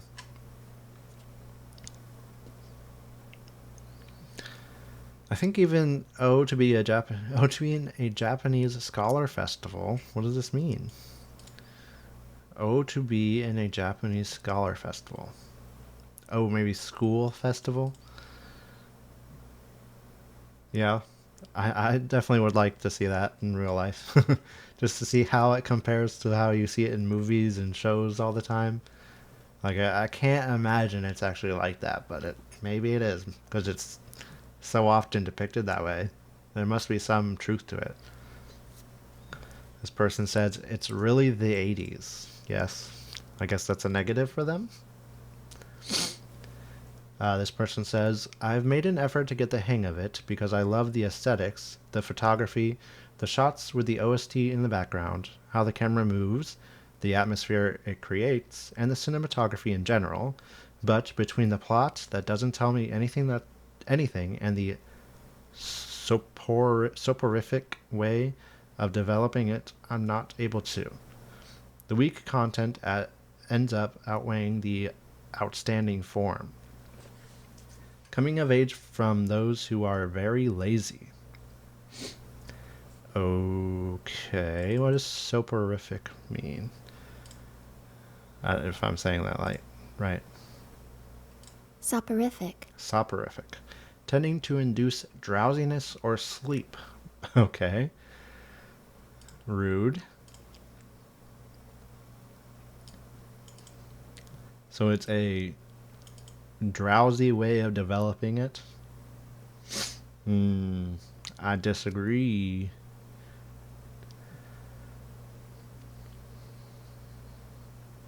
Weak content. Huh. I don't know how to take that because I don't.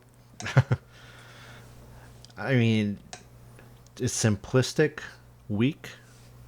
I don't think so, but maybe this person does. Maybe it's because it's too simple. There's not enough complexities and, like, oh, people acting out and all that for them to really get invested. Which, I mean, that's. There's an appeal to that in movies when it works and, when it's played that way, but that's not how this movie wanted to do it. And I think kind of projecting that onto it, projecting that expectation onto it, it just doesn't make a lot of sense. A movie is what it is, and you kind of have to accept that, and then you can see if that works for you. You can't expect a movie to be something that it's not. It's fine if you don't like what it is, but if you're putting something onto it that it's not, that's not really the right way to approach it, in my opinion, at least. I'm sure there's people that disagree with that. Also, I don't know what this means. Coming of age from those who are very lazy. Who's lazy exactly? I don't know what they mean. Is he saying Jun Ichikawa is lazy, the way he directed this, perhaps? I don't agree. Well, again, he's attributing simplicity to laziness. Is my assumption, at least. Or, great review. Sure. This person says, felt like a Disney Channel original with a better soundtrack. No. I don't know how many Disney Channel movies they've seen, but it is not anything like a Disney Channel movie. Better soundtrack, though, yes. Let me take a drink of water.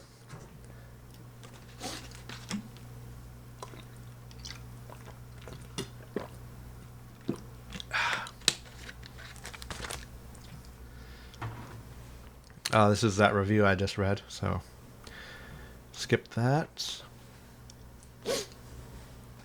Hank says, a morose teenager, traumatized by events we have not been made privy to, except for very short flashbacks, a dead father, moves to the big city and tries to be a geisha. When she actually shows some emotion, it comes as a shock. I appreciated the failures of Busu and her boxing friend, but found it very hard to understand her. Yeah. I mean, unless you've kind of been in that position, I could see not really understanding, maybe. I mean, I've never been in that specific position as well. I feel like I understand her, though. Like, I know, especially when she doesn't fail, but obviously there's a catastrophic failure with the ladder that makes it go to, it gets ruined. I can understand that for sure. Like, I've been there. You work so hard on something, and then especially when it's something so small that just brings everything down. That hurts for sure. But growing, I think that's really what this is about. Is not necessarily growing to become an adult, but just growing as a person, realizing more what you're interested in and what you're wanting to try out and do. I think that's more kind of like what it is. And I definitely can follow that. I get it. So, But I can understand where they're coming from.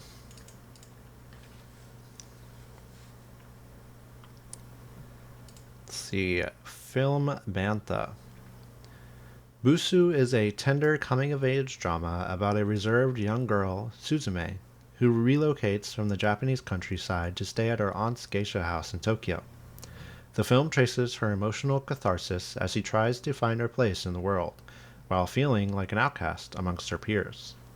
There are some interesting editing choices, such as the occasional brief freeze frame that reflects Suzume pondering over her past experiences, and many lingering shots as she gazes wistfully into the distance. It's a pleasant diversion with a handful of inspired moments, though I found the soundtrack a little twee and invasive at times, and the storyline never manages to hit the emotional highs it is clearly reaching for. Despite these flaws, Busu is still an assured debut from Jun Ichikawa, and it will probably fare better with audiences who have a greater affinity for delicate and subdued Japanese melodramas. Okay. Yeah, they're right. Um, this is actually an interesting thing to point out. Interesting editing choices such as the occasional brief freeze frame. And that's kind of something from, I don't know, it probably started in the 70s. I don't know the origin of it or what made them start doing this, but it's definitely a thing in Japanese cinemas, especially, I mean, in Japanese films, uh, especially in like melodramas, that for just kind of seemingly random moments, there will be like a 1 2 second freeze frame. And a lot of times it's like, oh, did my player just freeze or something? And you're like, what just happened? But it's just a random freeze frame. It's just in there, and it's quite pretty common. Especially, I think it probably started in the 70s. I don't know exactly. And then I don't know if they're still doing it today. I think definitely went into the 90s, maybe the 2000s. I'm not too sure. My knowledge of like, well, I mean, I wouldn't say I'm super knowledgeable at all, but my knowledge, especially after the 2000s, is definitely very, like the early 2000s, is definitely very limited for for late Japanese films. But yeah, that's definitely a common thing. So somebody who hasn't watched a lot, that's probably like, oh, that's interesting or weird, but it's actually just pretty common. Especially it makes sense from a commercial director, because definitely using commercials as well.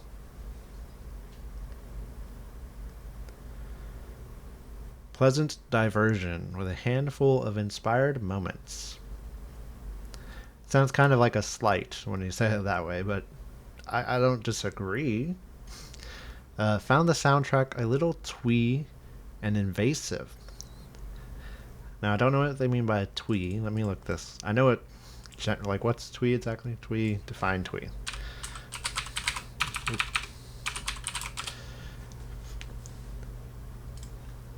British English. Excessively or affectedly quaint. Pretty or yeah, quaint is kind of what I thought. Pretty or sentimental. Sentimental. Yeah, I could see that. I could see that. But invasive. I don't. Invasive. I can't imagine how it's invasive. I'm trying to think. No, I really don't understand what they mean by invasive. Uh, huh. No, it's pretty straight. It's like I think it goes really well in the story. Actually, I do wonder a little bit with the lyrics of "Tonight's the Night." It's kind of a bit like what'd you call that? An innuendo, I guess. So you kind of wonder, ooh, what's their implication of these lyrics on top of what's going on here? But I mean, the actual music is pretty good. I mean, it goes well, I think.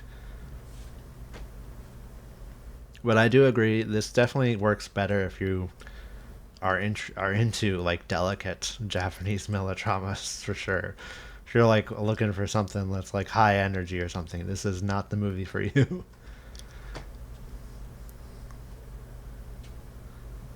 Samui says A depressed girl from the Japanese countryside moves to Tokyo with her aunt and takes on the teaching as a geisha apprentice while navigating having a thoroughly bad time at her new school. Cool 80s Tokyo vibes, appreciated the lack of melodrama that it could have leaned to.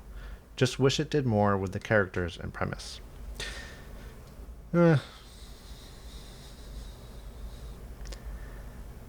yeah, cool 80s Tokyo vibes. I don't say there's a lack of melodrama. That's kind of the whole movie is melodrama to an extent. But different people, I know that's for sure. I used it differently as well. But I know different people kind of interpret melodrama as different things. Sometimes it's like just straight up drama, like, oh, there's drama, that's melodrama, and it's like, no, that's not exactly what that is. Although I get it mixed up as well, so it's, I don't know, it's fine. Just wish it did more with the characters and premise. The premise, I think, is it's so simple. I don't know how much more it could do without just like, oh, here's Suzume's, Suzume's past, and here's her future, like going into all that, which is definitely not what you want here. You want to like leave that alone, leave that up to the viewer's eyes. Let them imagine it.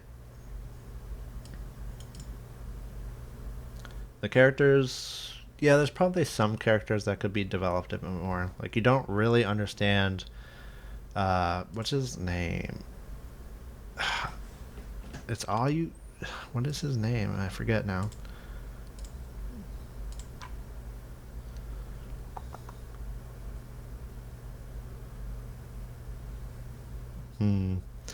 Trying to remember which the kid who attacks the boxer. I'm struggling to remember his name exactly. Yeah. Anyways, Iwao, is that him? Yeah, I think it's Iwao. I like you don't really get. He obviously likes Mujiko, but you don't really get much more from that. You don't get much more of her friend or you. It's really her and the boxer character, which again I should know his name. So bad. Pont is it? Which one is he? Is he Ponta? Yeah, he's Ponta, right? Anyways, they're really the only two that are really developed, and her aunt, I would say. But the rest, you can kind of say that they're underdeveloped, which is fair enough. I don't think they really needed to be further developed, but I can see where that's coming from. All right, well, I think that's it for I mean, there's still other letterbox reviews, but I'm not going to read all of them. I'll definitely be looking at this later. This interests me for sure. Although I don't know how relevant it really is to Busu, but it's could be interesting for other projects in the future. The number of geishas in Japan has dwindled from 80,000 at the beginning of the 20th century to 2,000 today. And I don't know when this was done, but it's probably even lower now. Does this have a date? 2009. Yep. I'm sure it's even lower now. And they recently shut off Kyoto to tourists as well, for various reasons. It's an interesting time to be a geisha. I don't know how much longer it's gonna last. I think there's definitely going to be like, a certain subset of people that will continue it. You know what I mean?